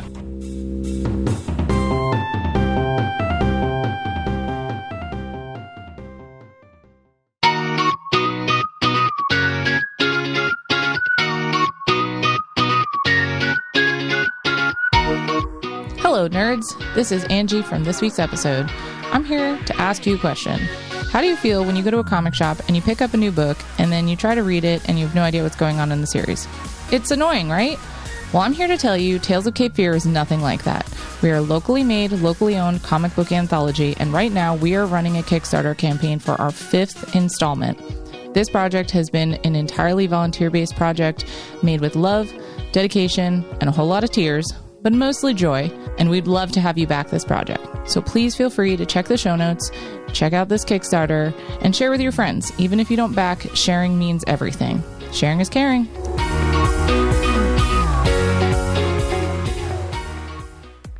Do you enjoy the Stone Age Gamer podcast and other shows on the Geekade Podcast Network? Do you wish you could listen to them sooner than the regular unwashed masses? Do you wish you could contribute in some way? Well, then you should check out the Geekade Patreon. Yes, the Geekade Patreon is a wonderful and very much appreciated way for you to help us pay the bills and keep our shows running week after week. As a Geekade patron, you'll get a monthly podcast topic schedule and early access to nearly every show on the Geekade Podcast Network, as well as access to a patron-exclusive monthly monthly show called DC's Amazing Movie Time from the creators of the Weekend Rental podcast. So head on over to patreon.com/Geekade and become a loved and appreciated member of the Geekade Patreon team and get early access to shows like the Stone Age Gamer podcast, this week's episode, Turning Tracks, and a whole lot more. See you there.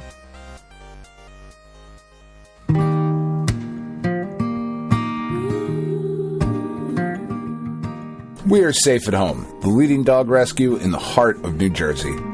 Are you searching for a loyal companion, a dog that will bring love and joy to your home? Look no further than Safe at Home. At Safe at Home, we believe in giving every dog a second chance.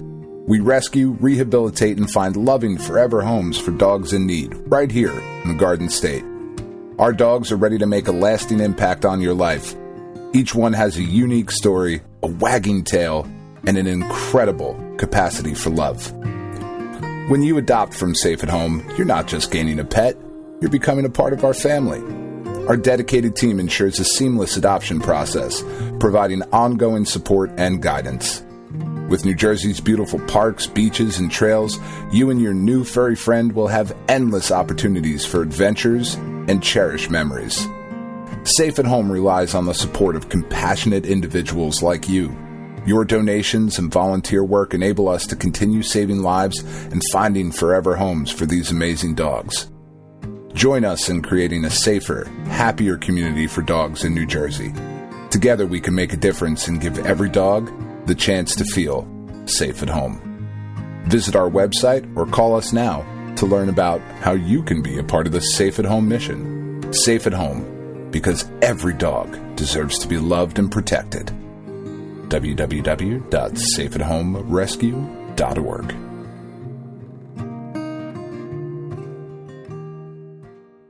Vestlord is here, clicking and clanging away on the controller for the entertainment of the public. That's right, the premier cyber sports entertainer is back in league with the Electronic Coliseum, where all the cyber sports entertainment happens. The Vestlord is going on a winning spree of likes unknown to get a shot at the coveted Electronic Coliseum Championship. If you want to see if the Vestlord has what it takes, head on over to the show notes for where to find him, or search Vestlord on Twitch or YouTube. Become a fan of the ECC, back the best, cheer for the Vest. See you there.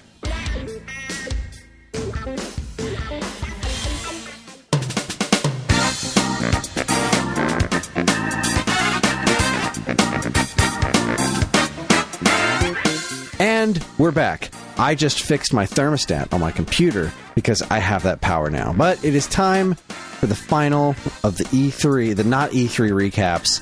I love this stuff. I love this month of goodness. I love these showcases. They make me very happy. And we're going to kick things off with LRG3. This is the Limited Run Games showcase that they do. They've been doing every year. I was hoping that this one would show up again because I always get a real kick out of these things. They're not quite as weird as the Devolver Digital, but they're not that far off. They keep getting stranger, too. This had Josh Fairhurst, like, basically last year's one was them doing a fake E3 from years ago, and this one is him not fixing it somehow, and then traveling just in a warehouse in time, and then he just does the entire presentation in... like, what I have to assume is Limited Run's warehouse. Please. I don't know. It was really weird. I didn't hate it, but it was really weird. But anyway, let's see. What did we get? They kicked off with, which one is this? Dark Forces? Star Wars Dark Forces? The remake of this? Okay, I really do. Yeah, people love this game. I've never been huge into it, but I want to try I know that this game is, like... big fucking deal. Yeah, and I've never really played this one before, and I kind of want to, because it looks like Doom, but Star Wars. And I'm into that. Yeah. I like this look. So I want to give that a shot. But not at the price that they're asking right now. So I'm going to wait for it to go on sale. There was a lot of anime stuff in here. Next up, there's a Valis collection, which is pretty interesting because it's got games from like MSX and whatnot on it. I'm not a Valis fan, but sure, why not? There's something called Rain World. Yeah, my daughter Katie was super excited about this one. She really likes Rain World. She likes the Slug Cat, and she's into that. No, I had never heard of it before. It looks cute, though. Yeah. After that, there was... I didn't love it, but... Did I say this during the break or on the show when I was talking about not liking PS1 graphics? Regardless. Yeah. There's a Fighting Force collection coming out, which, I mean, I guess was inevitable. These games look like trash. These games look awful. I have never been a Fighting Force guy. I do not really like these games. Never dug either of them. I think the second one is less of a brawler. I can't really put my finger on what I don't like about them, but I just really never have. I don't think they just never really thought they felt very good to play. I didn't like the character designs. I also didn't know that apparently they were almost Streets of Rage 4, but I'm really glad that they weren't, because clearly they're not up to that legacy. The one that after that, though, I think was pretty interesting. I had never heard of this one before. Renane? That's a terrible name.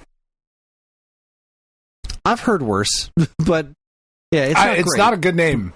Yeah, it's not a great name. It looks neat, though. It looked pretty cool, though. Yeah. It was a little hard to follow. The visuals on it are very busy, and I was having a hard time following the difference between the characters that are in the foreground and, you know, just background type stuff that was going on. But all in all, that looks pretty neat. They're doing a re-release of Wolfenstein 2 on the Switch that has everything on the cartridge. That's cool. That it also seems kind of like a fuck you, though. Like, doesn't it? Well, I mean, you know, it's no different than a Game of the Year edition, you know? Yeah, I suppose. Yeah.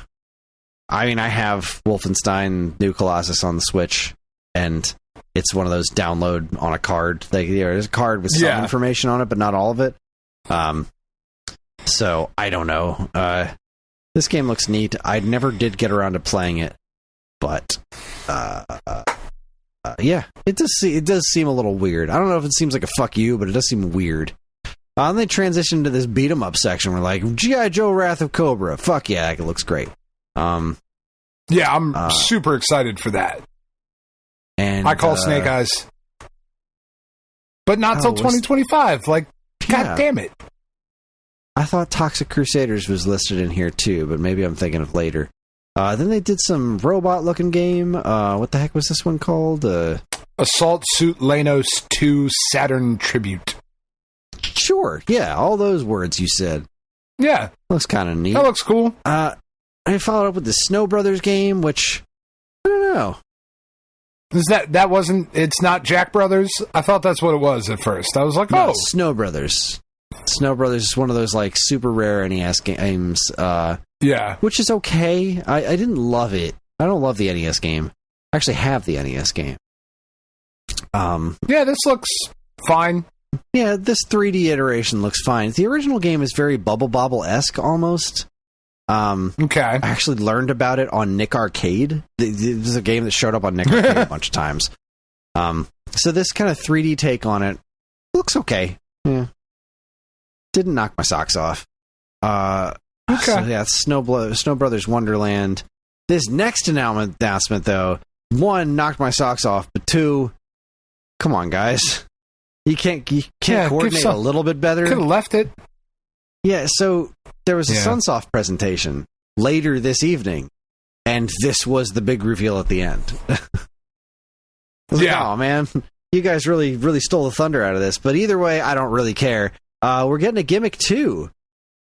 I love Gimmick. Yeah, it's pretty awesome. Did not love their re-release of Gimmick on Switch. That one, that was a huge disappointment because there's a lot of input lag on there. And I recently found out that it is 100% not me. There's a lot of the Gimmick speedrun community kind of hates this release. And I really wish that this was done with Limited Run's Carbon Engine, which is actually quite great.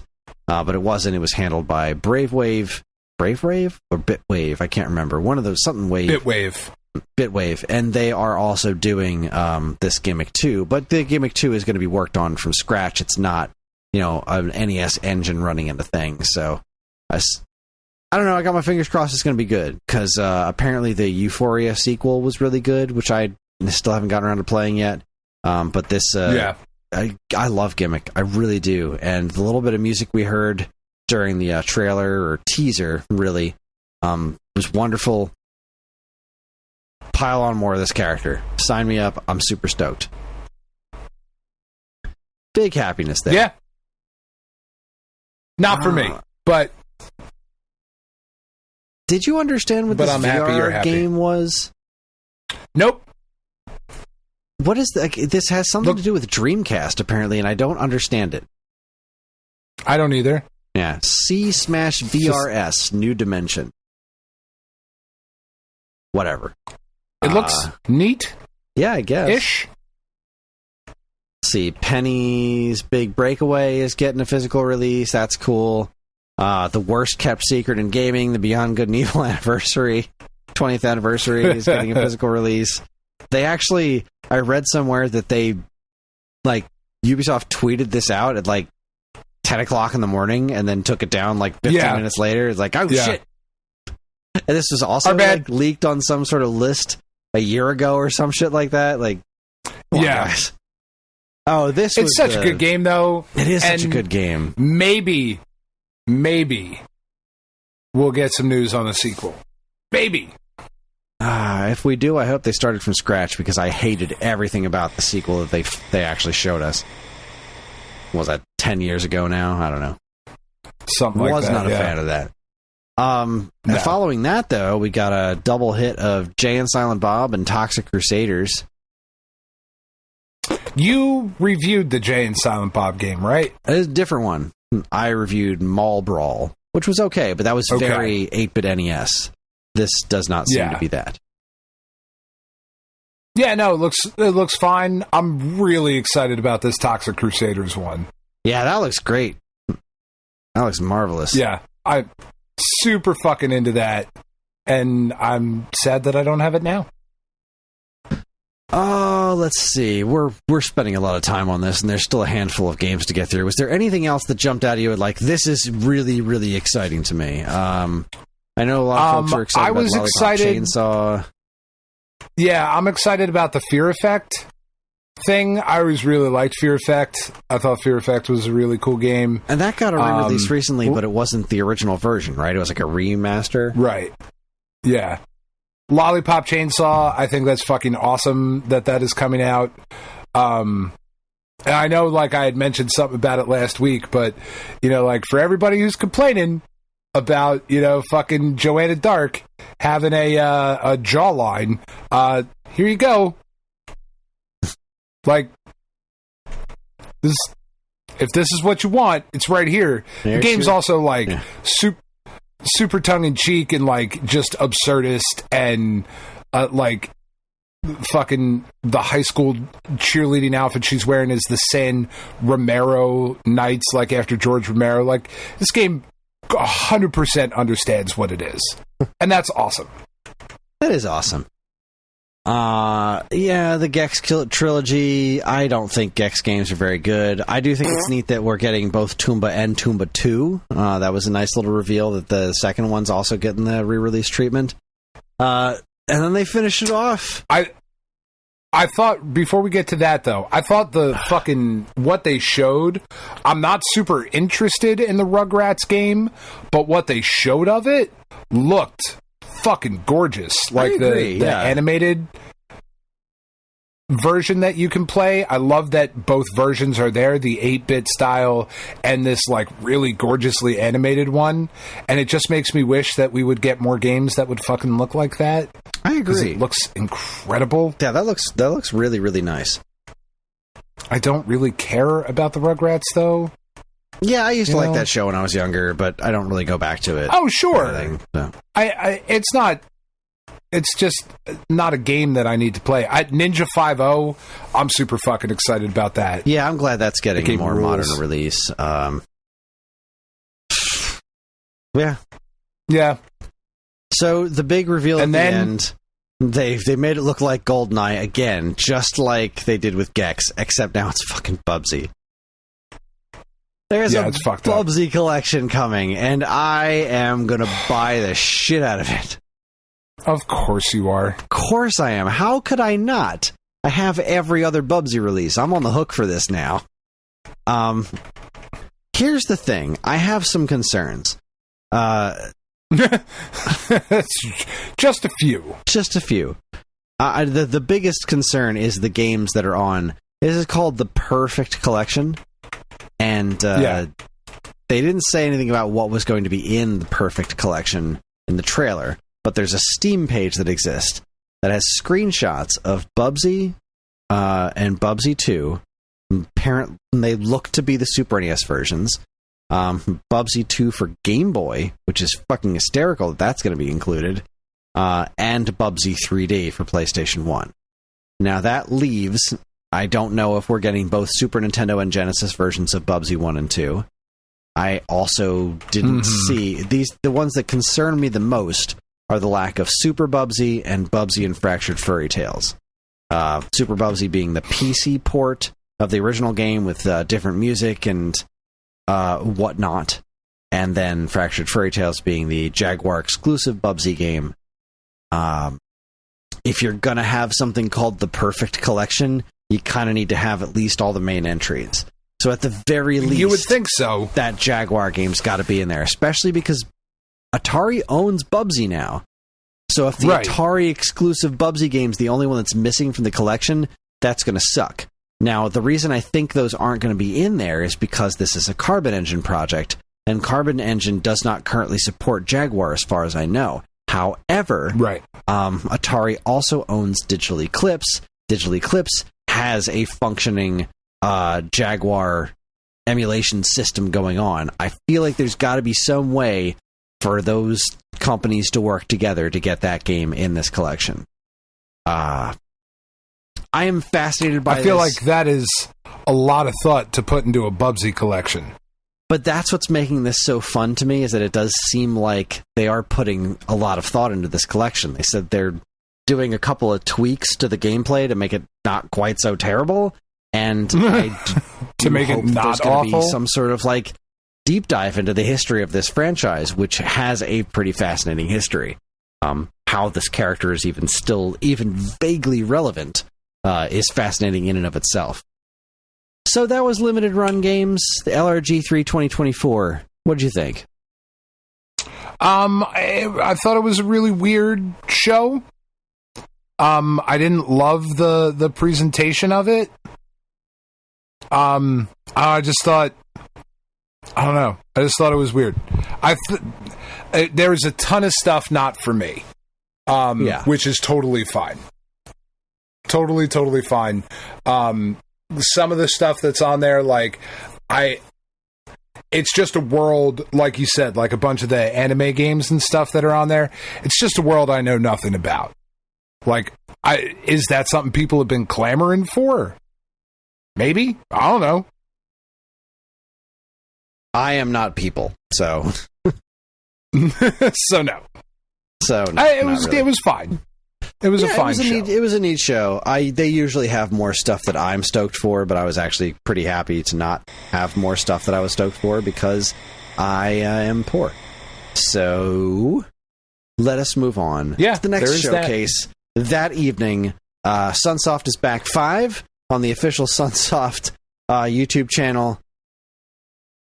I don't know if what they're doing is endearing or just awful, but they have these little column A, little column B VTuber presentations. This one was the lowest rent that I've seen so far because they didn't even have the fully animated weird samurai dude going on. It was just this anime girl with bangs that she couldn't see past. Barely spoke, or as far as I could tell, even understood English in the official English presentation. Anyway, the games they showed off were Ark of Charon, which looks interesting. You're some sort of strategy game where you're on some sort of big walking horse plant tree thing. I don't know. That game looks weird as hell. They did more Clock Tower. That's been all over everything. That was in a couple of presentations. Yeah. I didn't realize Sunsoft was involved in Clock Tower, but here we are. Yeah. And that was it. There was those two, and then they ended on Gimmick 2, which we already saw in the limited run presentation, which just kind of shit all over that. Fun surprise. But it was the same trailer, and I'm really excited about it. This was a piss poor showcase. I mean, there was just nothing. Like, what are you doing? You had 3 games. Now, like, I know we've been complaining about some of these showcases having hundreds of games, but you are way on the wrong side of the spectrum here, guys. There was just nothing. There was no point to it. Like, I love you for trying, Sunsoft. You know what? And if they didn't, and if Limited Run hadn't taken the wind out of their sails, Gimmick 2 would have been enough of for Sunsoft fans. That would have been enough of an announcement to justify this. It was a 6-minute presentation. It's fine, right? This was 6 minutes out of my life that I won't get back, and it's fine. It didn't overstay its welcome. I know it only had the 3 games, but it's fine. But the fact that I already knew about Gimmick made the whole thing seem pointless. So coordinate better next time, guys. That's all.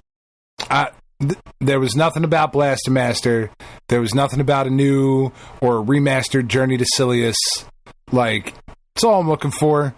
Yeah, and you know what? Sunsoft is. What are we doing? They're a small company, and they're working. They're working hard. They're working their way through their back catalog. They put a lot of effort into that Iki Unite game. They remastered and re-released Trip World Euphoria, made a sequel to Euphoria, the original Gimmick. Like, they've had a lot of stuff coming out, and I'm sad that some of their more action-oriented stuff like Blaster Master and, like you said, Journey to Silius aren't taking the spotlight right now. But I don't think they're like gone forever. Fuck, Arrow the Acrobat. Like, God, they mentioned something about. I don't love Arrow the Acrobat, but you got Arrow, you got related, Zero the fucking kamikaze squirrel. Oh, was that? Yeah, Zero. Still. Yeah. But there you go. That was Sunsoft. It was fine. If it wasn't 6 minutes, I'd probably be more unhappy with it, but it was only 6 minutes. Before we get to the big one, I do have to mention that today, as promised, we got a deep dive into the hotly anticipated Hatch Tales. The game looks like fucking trash. Oh my god. Alright, so first off, let's talk about the presentation itself, where Jules could not have been bothered to even talk into a proper microphone. I don't know what coffee can he's talking into, but this was the deep dive presentation that was supposed to justify what they've been doing for the last 6 or 7 years or however long it's been. This was where we were going to see, which is apparently nothing. The fun new stuff. And yeah, it was fucking nothing. This is so lousy. It looks like a Flash game. It looks like they didn't add a single extra frame of animation here. This is just painted right on top of the 3DS game. Right down to he throws the grappling hook, but it's somehow also in his backpack while he's sitting there. I hate that. Because, like, the whole idea before was that he would, the worm would come out. The worm was the grappling hook, and he lived in his backpack, and so all that kind of stuff makes sense.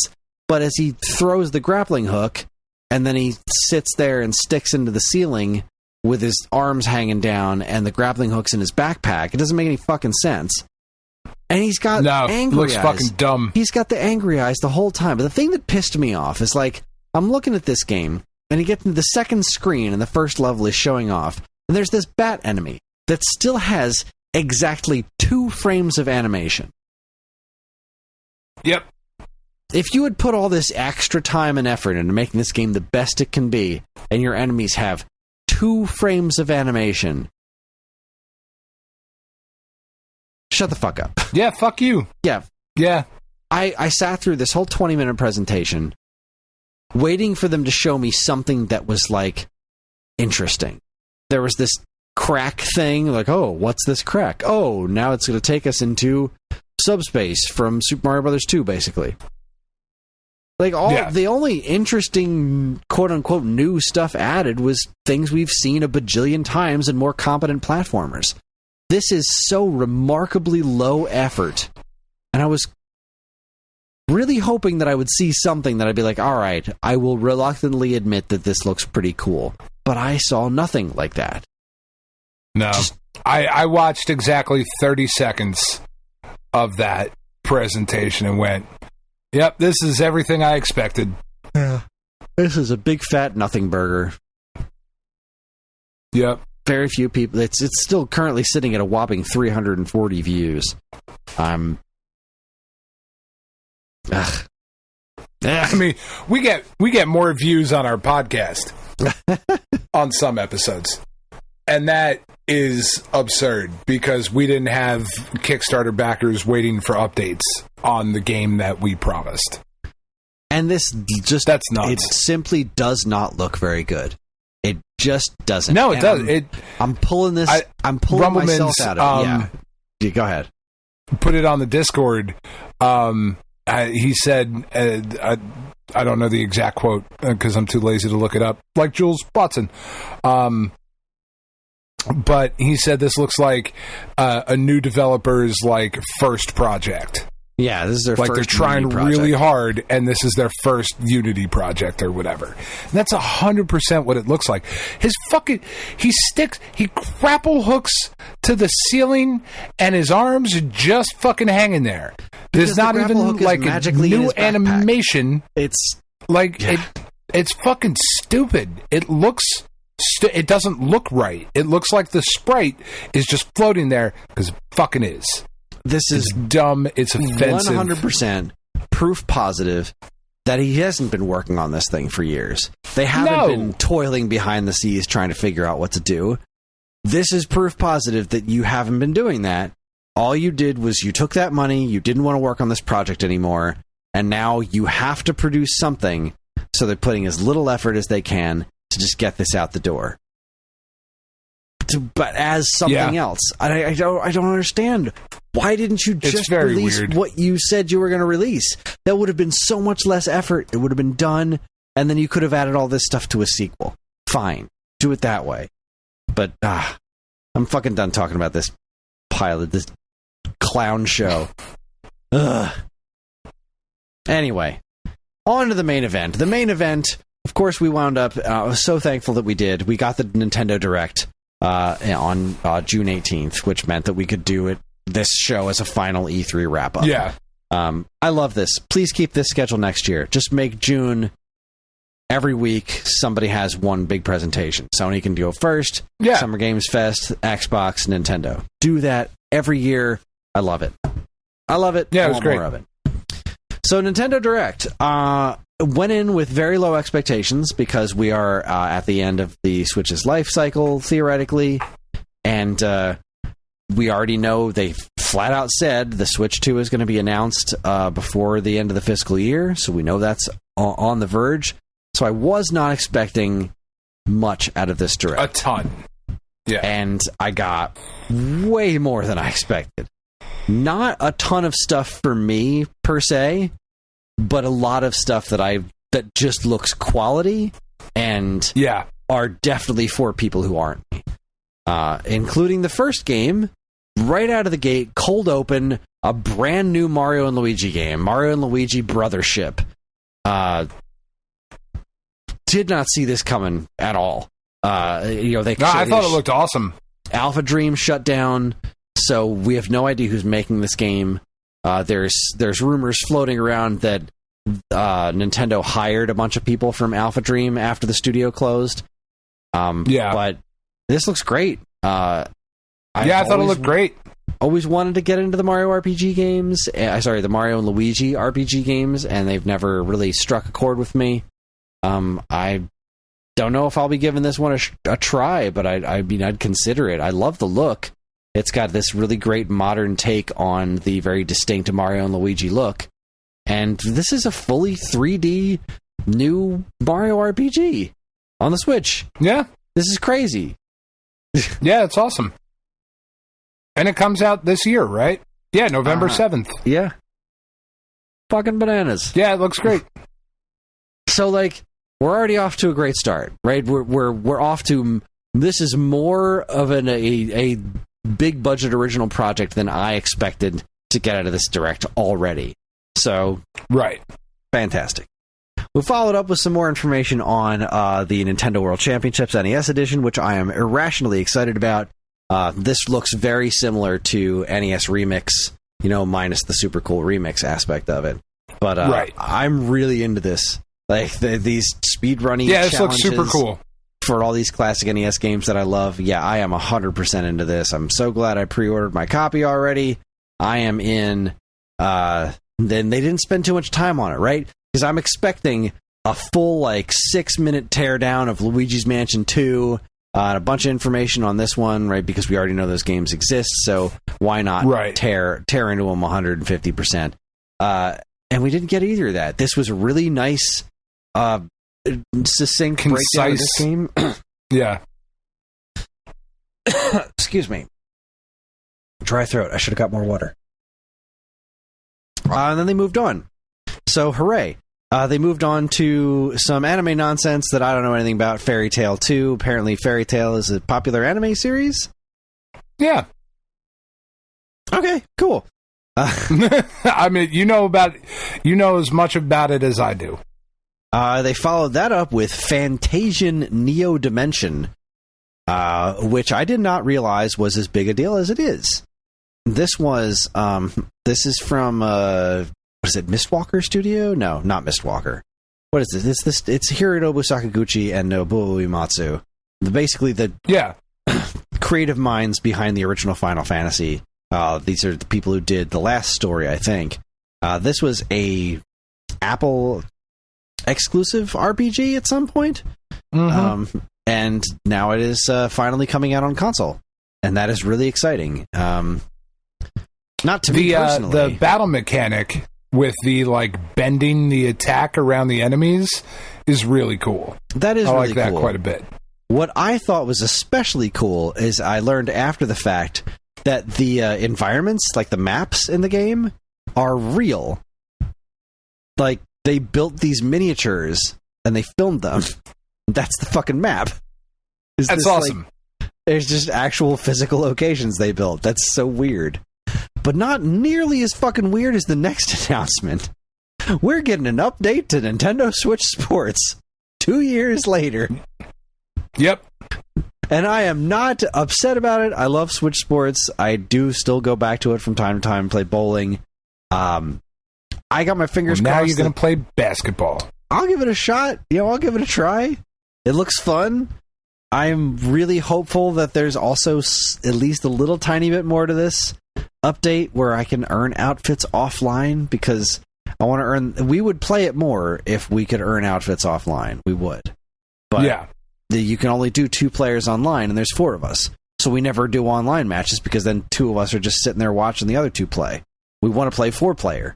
But we also... You can't unlock any outfit things going that way, and that's dumb. Yeah. They followed it up with this one just kind of came out of nowhere and seemed like a really odd fit. It's something called Mio Memories in Orbit. Looks like a I think this looked really cool though. It does look really cool. It's like a little indie retro Metroidvania kind of thing. Who is the developer on this? Focus Entertainment. Interesting. Yeah, I don't know.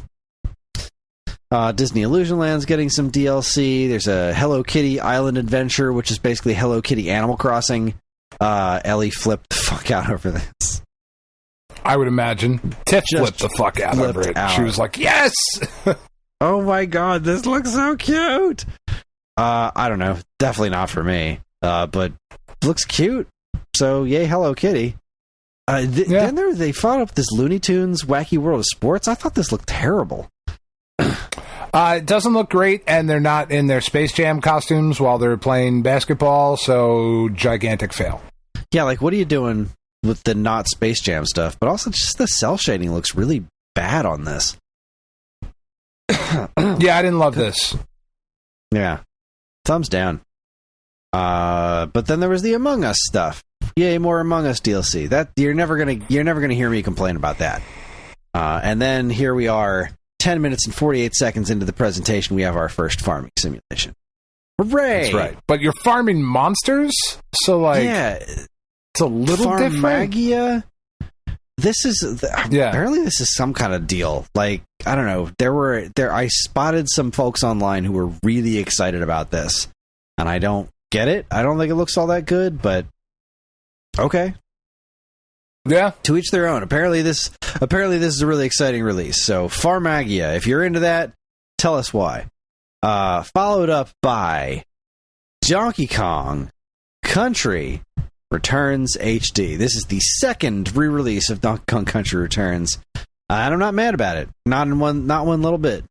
Because while I would have really preferred to have a new Donkey Kong Country game, this game is great, and I'm so glad it's no longer stranded on the Wii, where the controls were obnoxious, or the 3DS where the screen was too small and the graphics took a bit of a hit. Now, there have been people doing some teardowns, some pixel by pixel teardowns of this, complaining about lots of missing visual effects and how the graphics aren't quite as good as the original because of X, Y, and Z. And to that, I just say, this ain't coming out till January. I'm pretty sure they're going to polish it up a little bit more before then. Yeah, this looks awesome. Yeah, this game was so I am great. excited to have an opportunity to play this on a system that works. See, like, because this game never involved any, any motion, real pointer controls or anything. This was just waggle. But the problem was that waggle is unreliable, and there were some really, really important, like, the rolling is assigned to the shaking the controller. It was never a good idea. I hated the way this controlled. I still beat it on the Wii because it was great, but I always really wanted a better button option. And then I got it on 3DS, but then it was on 3DS where it's not super comfortable to play to begin with. So I am very happy about this. I'm pretty stoked about it. Yeah. This next one we had heard a lot of rumors about. Is the Dragon Quest III HD 2D finally getting a full reveal trailer. This was announced ages ago. We finally get to see it in action. I think it looks very pretty. I like this HD 2D stuff. I don't like it for everything. Everyone keeps saying Chrono Trigger should be remastered like this, and I disagree. Nope. But I do think that this is a really cool look for this game. And that they're doing the whole trilogy, which was part of the couple of the rumors that have been swirling around before. Is that the Dragon Quest III disappeared for so long because it turned into a much bigger project. And remastering all three of the original Dragon Warriors, I might be into this. I liked the original Dragon Warrior on NES enough, and I would like to have an opportunity. Yeah, no, I thought this looked really cool. Yeah, play a cleaned up version of its follow-ups. Very cool stuff. Yeah. What I did not like was Funko Fusion. I think that just looks like a pile of crap. It does not look good. No. I want it to be cool because I love that idea, like the way the Lego Dimensions worked of like, take the Doctor into Back to the Future. Like, that's fun. All of that stuff is cool. It just looked really bad. Yeah. It doesn't seem like a project that anyone's putting a whole lot of effort into. It's just like, look at these fun crossovers. Wacky. Yeah. It's got He-Man in it, so like, I'm in. There you go. Luigi's Mansion 2 HD looks fine. Yep, looks great. Yeah, it looks fine. The new Denpa Man? Whatever the fuck this was, the new Denpa Man.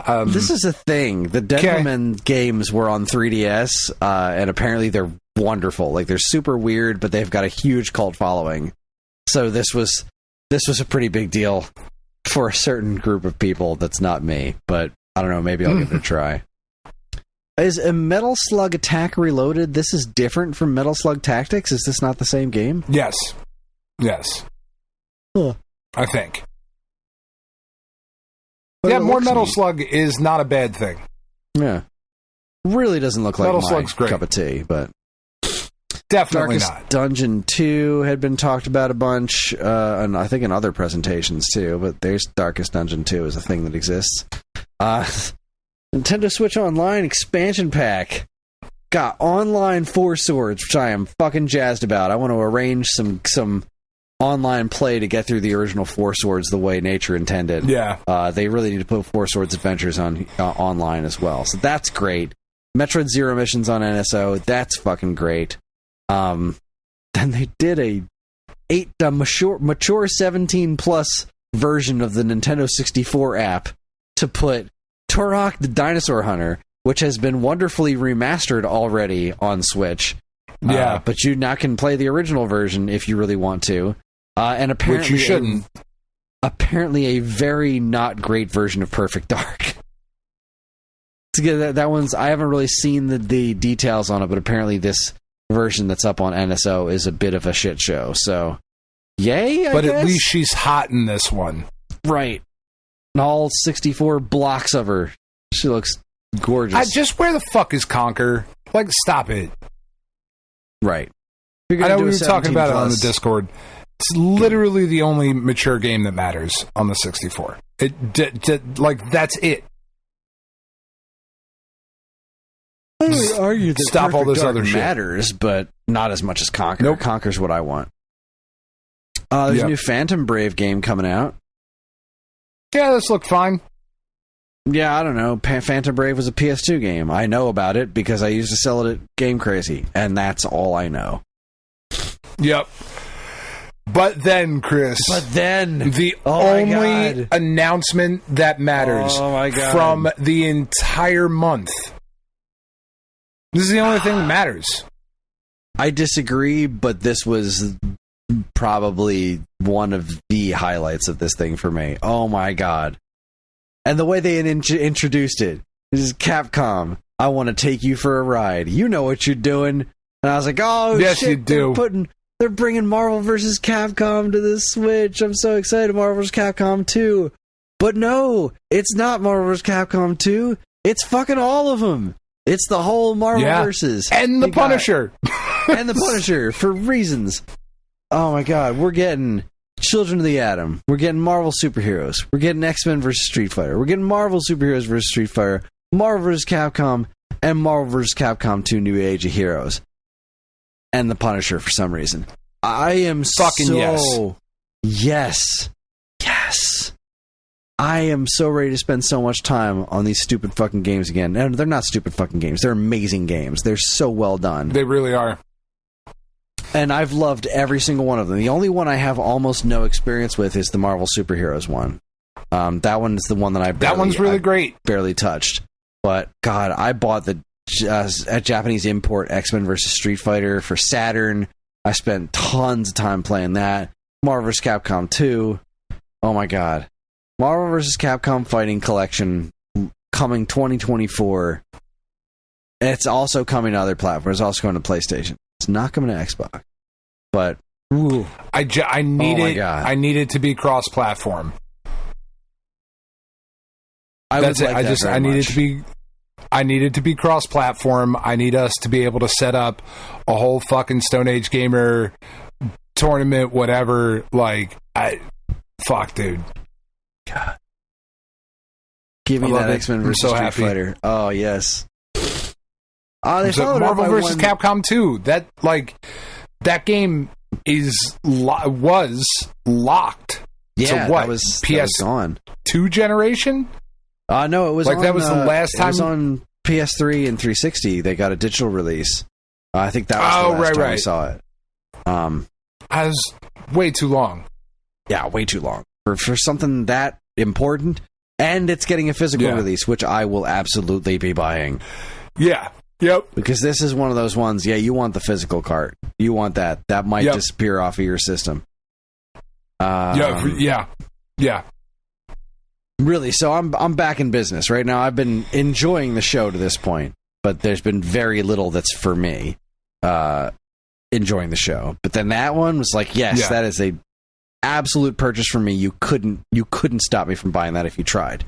And then what followed up after that was another one that I'm personally sort of excited for. I know you couldn't possibly care less about Mario Party. Nope. But we had so much fun with Mario Party Superstars here in this house that a new Mario Party looks really good. And it does. It looks very, very good. It does not look like a mashup of old stuff. It just looks like interesting new Mario Party stuff that's simple yet effective. Boss battles, crazy amounts of characters to choose from, and two returning stages, including the Rainbow Cruise, Mario's Rainbow Castle from the first Mario Party on N64. I love that stage.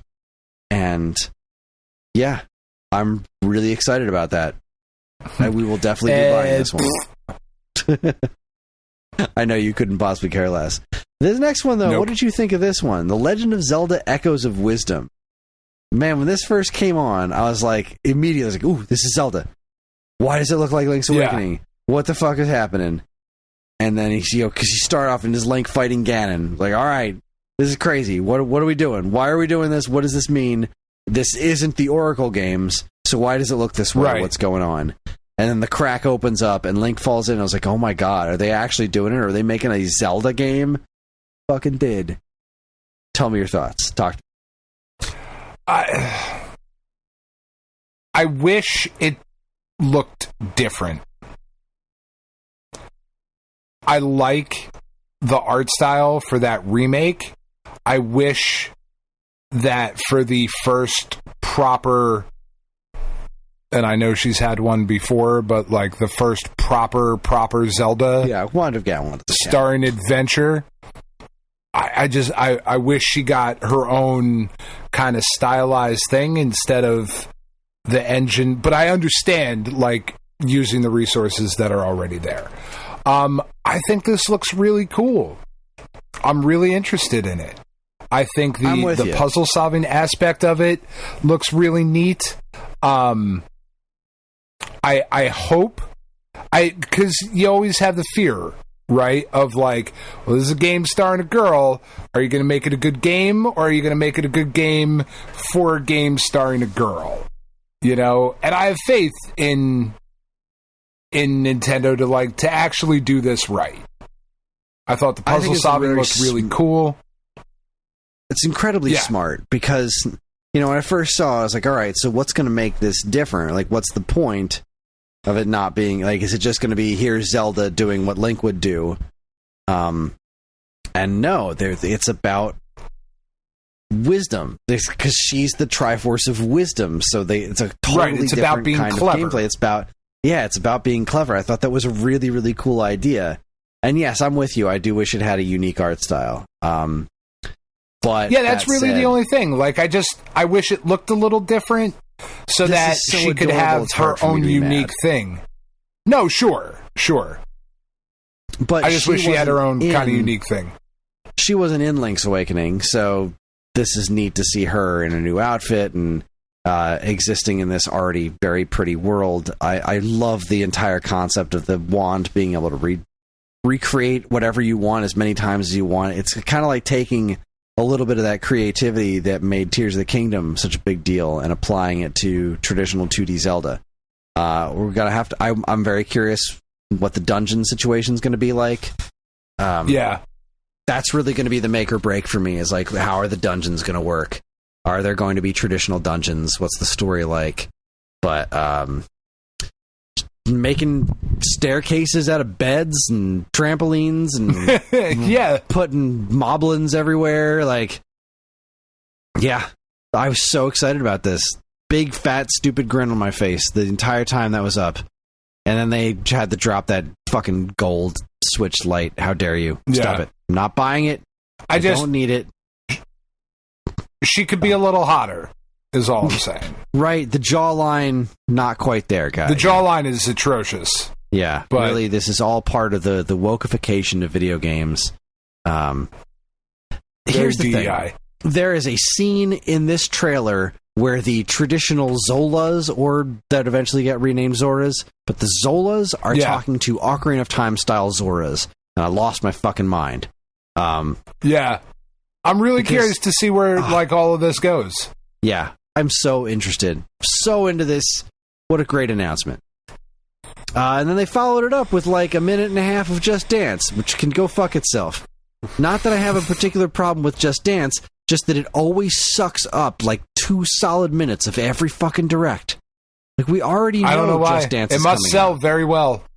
It does. It doesn't need to be in the Nintendo Direct. It simply does not. It is a waste of everyone's time. No one's here for whatever's in Just Dance, whatever year it is. Stop it. Yeah. I followed it That's up fair. with Lego Horizon. Like, this was Yeah, already that's still a super surprise weird. in the PlayStation one, and now we're seeing it in the Nintendo Direct. Yeah, it's super so weird to me. I think it looks really cool. Yeah, looks neat. Yeah, I love Horizon. Horizon's great. This is super fucking weird that it's coming out. I'm happy it is, though. Yeah, me too. You know how I feel about that shit. No complaints here. Just weird. Followed up by long overdue. Stray is getting ported to Switch. Doesn't look as good as it should, but no, I mean, looks that like the whole time we were watching it, I was like, "This looks fucking bad," and that sucks. Yeah, because like, just look at the other It games. looks bad. Look at the other games in this Direct. Like, this shouldn't look this bad on the Switch. Like, clearly, really this shouldn't. team does not have a good grasp on how to make the Switch work for them, and that's a shame because the game's But pretty it's good. such a cool game. It's so cool. It doesn't. Again, I don't think it looks bad. It just doesn't look as good as it should. Like, where it's at is still acceptable. It doesn't look good. I disagree. I just like the textures in the background. Like, I know that's not like the make or break for the gameplay. This is the world's greatest platformer. And that's just all there is to it. However, it looks low budget, and it shouldn't. And that really, really bothered me because it's such a cool game and it's so charming. I think some of it does, but a lot of it doesn't. It still animates very well. It's still, some of the lighting that they're applying, I still think looks great. I don't think it looks low budget. I really don't. I know what this game's supposed to look like, and I know what the Switch is capable of, and that's kind of a bummer seeing this look the way it does. It could get polished up a little bit. It's not coming out till holidays, right? We still got I hope it does. half a year, but it is a great fit for the platform for sure. For sure. This fucking Hobbit game looks hideous. Ugh. I don't care about Lord of the Rings. I just don't care. I love Lord of the Rings, but not this much. Just absolutely not. I just don't care. I could not care any less. I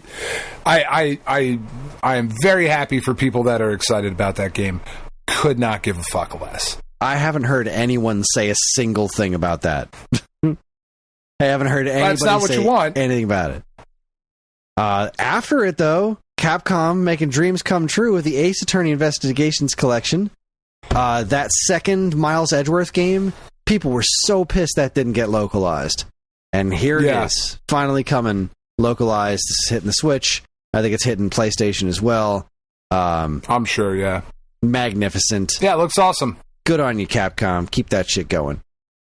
Then we got some just anime nonsense that I thought looked like garbage. This 100-line Last Defense Academy. This did absolutely nothing for me. Yeah, not for me either. Followed by a very long trailer for what is it? Romancing Saga 2: Revenge of the Seven. Like, I know there's like 8 people who are really into these saga games. So yeah, just keep pumping them out. But like, ugh. This trailer felt like such a chore to get through. And then that was it. And there was time for their one more thing. I was like, man, you've already given us Mario and Luigi, and you've given us Zelda. What could the one more thing be? It's not going to be Metroid Prime 4, because they're saving that for Switch 2. And then it was fucking Metroid Prime 4. I thought when it came and it was like Cosmic Date, whatever, I was like, oh, they're doing Metroid Prime 2 HD. Yeah. Cool. And then they said, God, like, that was my first thought. Research. That was my first thought, too. And then as soon as the ship flew, I was like, that ain't Prime 2. Is this Prime 4? Is this Prime 4? Oh my fucking God, it's Prime 4. It's real. They're showing it to us right now. And it looks... Look, I shouldn't be surprised. We played Metroid Prime Remastered, and that game looked otherworldly good. We already know what this studio is capable of. Like, Retro Studios has some fucking magic working on the Switch where they can make games look like this. And this is what I'm talking about. I don't expect Stray to look like this, but also, this is what this platform's capable of. Stray should look a little bit better. It should just be like 10% better. Yeah. And maybe it'll get there. Who knows? But wow, this looks like Metroid Prime. It looks like a next-generation Metroid Prime. It looks way more detailed than the previous games. It doesn't look like, an upscaled GameCube game. Not that that's a bad thing, considering how fucking good Metroid Prime Remastered looked. But, like, everything that's happening, right? The space pirates look really cool. You're in the morph ball while action's happening underneath you. Like, this is really cool stuff. Not really what I'm here for Metroid Prime for, like being in the middle of these huge existing battles with the Galactic Federation and everything, but I like how they used that to, like, set the stage in Prime 3, so I'm 100% into it. Yeah. Showing us the scan visor nice and early. And then you get the Psylocke reveal, which I'm so glad they're paying it off, because Psylocke was just like one of the other characters in Metroid Prime Hunters, but then they hinted at, like, Psylocke was part of the secret ending in Metroid Prime 3, and then also the secret ending of Metroid Prime Federation Force, which nobody played. But they've been building this character towards doing something, and here he is, looks cool as shit, and appears to have what looks like 2 Machtroids behind him, because those aren't Metroids. Like, they only have the one ball in the middle, like the Machtroids from Super Metroid. Psylocke is up to some shit. I am interested. I'm very interested in the plot. Samus, God, just looking at I'm looking at this picture. This looks awesome. There's people out there looking at me like, man, this has got to be running on Switch too. This looks too good. And it's like, you think that because you see so many lower effort Switch games, nobody goes for this art style. Man, you can pull this off on this platform. And I'm looking at all the detail on Samus's armor, and it's like the little scratches and stuff. This shit looks ridiculous. Just wait till you see it on Switch too. Yeah, true. There is every possibility. Because this is 100% a launch title on Switch too. You know what? There is a precedent for them doing this with the last couple of like, it definitely is. And that's why I don't think it's going to happen. Because the moment you start, moment you start thinking, you know what Nintendo's going to do. Like, no, this is 100% just a Switch game. And it'll be weirdly not backwards compatible. You can only play this on Switch. I don't know, man. It would make sense to me to have a slightly prettier version of this running on make a Switch 2 port of it, just like Breath of the Wild and Wind Waker, Twilight Princess. Yeah, Twilight Princess. But, like, see, this whole thing was all very action-oriented. And then the thing that really, really, really, really put me over the top was this really, really gorgeous piece of scenery afterwards. This jungle environment with these weird birds floating around, a bridge off in the background, an enormous tree. Like, this is what I'm here for. When I think Metroid Prime, this level of this exploring environments that look like this, that is what I'm here for. Because I love the first Prime way more than I love Prime 2 and 3, and I think 2 and 3 are fantastic games. But it was the lack of super interesting environments in Prime 2. Everything was very dark in that game, and that was kind of the purpose of it. That was the point. I understand that. Prime 3 felt weirdly segmented. But some of those environments, some of those places in Prime 3 were so cool. If they can take the best of the previous Prime games to pour into this one, this could really be something special. It's really a great debut. Be. I mean, obviously they obviously care about this project, right? They cared enough to scrap it when it was almost done and be like, we're starting from scratch, fellas. Buckle up, because it's going to be a long ride. And it's coming out next year. It looks gorgeous. It looks amazing. I'm so excited. Yeah, I can't believe it'll be holiday next year when the Switch 2 comes out. I think Switch 2's. I think Switch 2's earlier than that. I think that thing's coming out around March or April. Yeah, just like the Switch 1 did. But I think they're just going to try and repeat what they did there. You know, March sounds about right. Let's do it. Why not? Get it out there nice and early and build up a library and then have a killer Christmas. Are we bummed that we're not getting Prime 2 and 3 in HD? Well, that's the thing. Or do we just not care that much? We don't know that we're not. I still think they're coming. Yeah, that's fair. I think that they, drop this one here. They don't need those games right now, right? Their release schedule is already looking pretty nice.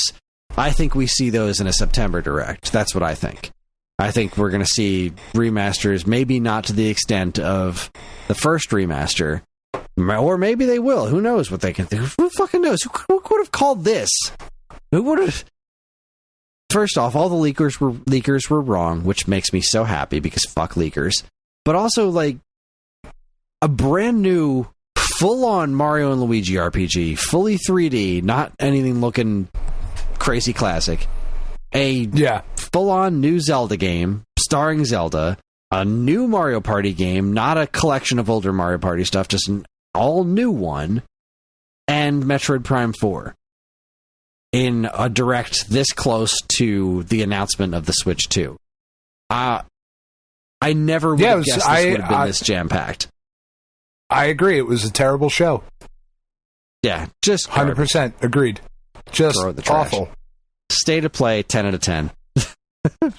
Well, and it just really goes to show you, like, the difference between Nintendo and everybody else. Like, Nintendo is very much doing their own fucking thing. And, like, there was nothing here that was chasing after that hyper-realistic thing. No, it's just wild to me, because, like, if you look at the list of, like, dormant Sony franchises... Which I have been doing lately. They could be doing something... similar. Like, absolutely. There is just a fucking wealth of abandoned, at this point, I think is fair to say, PlayStation franchises that instead of going like, not everything has to be God of War Ragnarok. Like, yeah, they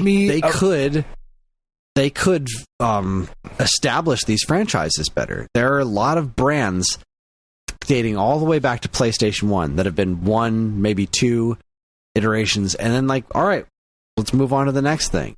Like, yeah, foster that shit. People like... Give me a new fucking Fat Princess.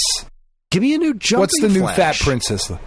Jumping Flash. Blasto. I fucking love Blasto. It's not a great game by any stretch of the imagination, but it fucking could be. There's a really cool, really funny, interesting Blasto game out there that could be amazing. Give me fucking Jet Moto, but, like, make it Mario Kart just on fucking jet skis, you know, with Sly and Ratchet, and, like, there's so many fucking Sly characters. Where's Sly and Ratchet? Where's Jack and Daxter? Yeah, where's Jack and Daxter? Like I've been going through this, you know, and they did. There was the Ratchet and Clank launch game for the PS5, and it's fucking gorgeous and all of those things. But, like, new Jack and Daxter, fucking, you know, there's so much. A new fucking Cool Borders. That doesn't have to be a gigantic AAA fucking $billion game, but look at how much fun the SSX games were. Just fucking do that. And really just do that. Look at what... Yeah, just look at what Nintendo's been doing. Like, not everything... They're totally okay with releasing things that aren't enormous AAA monsters. They're fine with releasing B-tier games because there should be no problem with that. Not every game has to make you $1 billion. Like, it doesn't. It's okay to just make enough. I think we're shifting back to that. Oh, God, I hope so. You know? I really think we are, because it's just not sustainable. Like the chasing the biggest, best graphics and all of that shit. Like it's just not fucking sustainable. Well, that's the thing. It's not even about best graphics, because I can look at something like Metroid Prime and be like, this game looks amazing. This looks gorgeous. And didn't need to be a team of 500 people spending weeks animating every follicle of grass. They just didn't need to be, because it doesn't. You don't actually need to do that. You're telling me there's nobody out there that has a new idea for Ape Escape? Calm the fuck on. Ape Escape. There's no. Where's the new Hot Shots Golf? Like, where's the new fucking Loco Roco or the new Mark of Cree? Like, just all of these things that are out there. Fucking Primal, Gravity how about Rush, War of the Monsters. Primal, War of the Monsters, Downhill Domination, fucking Okage, on and on. Siphon Filter, SOCOM, Twisted fucking Metal. How is there not a new Twisted Metal game? There was just a TV series. How is there not a new game to go with? Yeah, you look at the franchises that Sony has that are not the big fucking franchise. It's just crazy. Well, just crazy. All right, so here we are. We're done. We did all the E3 stuff, not E3 stuff. How are we going to rank the big three? What's your ranking of the big three presentations? Nintendo, Sony, and Microsoft.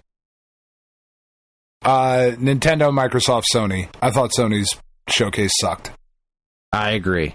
Microsoft was not as good as it needed to be, but it was still really solid. Nintendo weirdly, I wouldn't say knocked it out of the park, but they definitely hit like an infield home run or something like that. Inside the park home run. There you go. An infield home run would be very impressive. That would be very impressive. That would be insane. It's late. Me brain stopped working. Fuck, the Phillies did lose today, didn't they? 5-4. You bastards. Oh my god. The Yankees got their butt spanked. Why? Oh my god, they got destroyed. Yeah, 8-1. Carlos Rodon got fucking beat up. Yikes. Really bad. But like, yeah, no, like looking back at the state of play that Sony did, it was Astrobot looks great. It does. And they showed the Horizon. Lego Horizon was in there too, right? That's when we saw that it was coming out on Switch. But outside of that, like, there were cool games that they showed off, but it was very similar to Microsoft in that it was all just kind of the same thing. You know, like, it just was okay. I didn't see no Hatch Tails. No. You know, like Silent Hill 2 is a big deal. Monster Hunter Wilds, it's a big deal. But, like, all those are, you know, like, it's all multi-platform stuff, which is kind of what Xbox's problem was, too. Like, it's all multi-platform. And I do love that all of these things are coming to multi-platform. But, like, if you're doing a Sony State of Play, where are the PlayStation franchises? Like, cool, God of War is coming to PC. I don't give a fuck. You don't need to announce that here. Yeah, that's not what we're here for. We want to know what's going on with the PlayStation brand. So PlayStation it up for me a bit. You got a new Ghost of Tsushima that you're working on? You got something coming from the guys that made Siphon Filter and Days Gone? Like, what are we doing with our shit? I don't know. Yeah. Nintendo, Microsoft, Sony. I don't even think Microsoft's was all that good, so it's like Nintendo and then whatever. Right. But I do think the Microsoft one was better than the PlayStation one. I'll buy that for $1. It was just bigger. Yeah. It was just bigger. They had more shit. Well, I hardly agree, and that's going to wrap things up for us. That's going to cover our E3, not E3 for this year, and I thought it was a lot of fun. There was some good stuff this year. Hooray. The Marvel vs. Capcom 2. Fuck everything else. Seriously. I'm so irrationally excited about that. I'm sad that it's not specifically the Dreamcast port, because like I want to go in and out of the shop over and over again, buying characters, and I don't care. I'm gonna play so much of that collection. I'm gonna just beat the heck out of it over and over again. So excited. I'm so glad all those games are coming back, because I know Marvel vs. Capcom 2 is the one, but I will always love Children of the Atom. I will always have a soft spot for X-Men. It's an awesome game. There's so much good shit there. Love it to death. Superheroes with all the fucking Infinity Stones. It's awesome. All right, with that is our show. Join us next time for the June 10, 20, 30, 40, where we'll be talking about all the big games released in June of decades past. We're on most social media platforms, and if you want to get in touch with us, we aren't very difficult to find. All it takes is a quick look at our show notes, and you'll see links to our social media accounts, as well as all manner of other fun stuff like a link to our namesake, StoneAgeGamer.com, and more useful links than you could shake a joystick at. If you'd like to get early access to this show's episodes, as well as a bevy of other shows on the Geekade Podcast Network, check out our Patreon, also linked to in the show notes. It helps keep the show running week after week, and all our patrons are loved and appreciated. The show's theme song, Squared Roots, was written by banjo guy Ollie. You can learn all about his wonderful music and more by following the link to his YouTube channel, also in the show notes. And finally, as always, we'd like to thank our intrepid editor, Evan, for making the show listenable for all you folks. I'd like to thank all you folks for listening in the first place. That's it, everybody. On behalf of Dan and myself, keep playing games.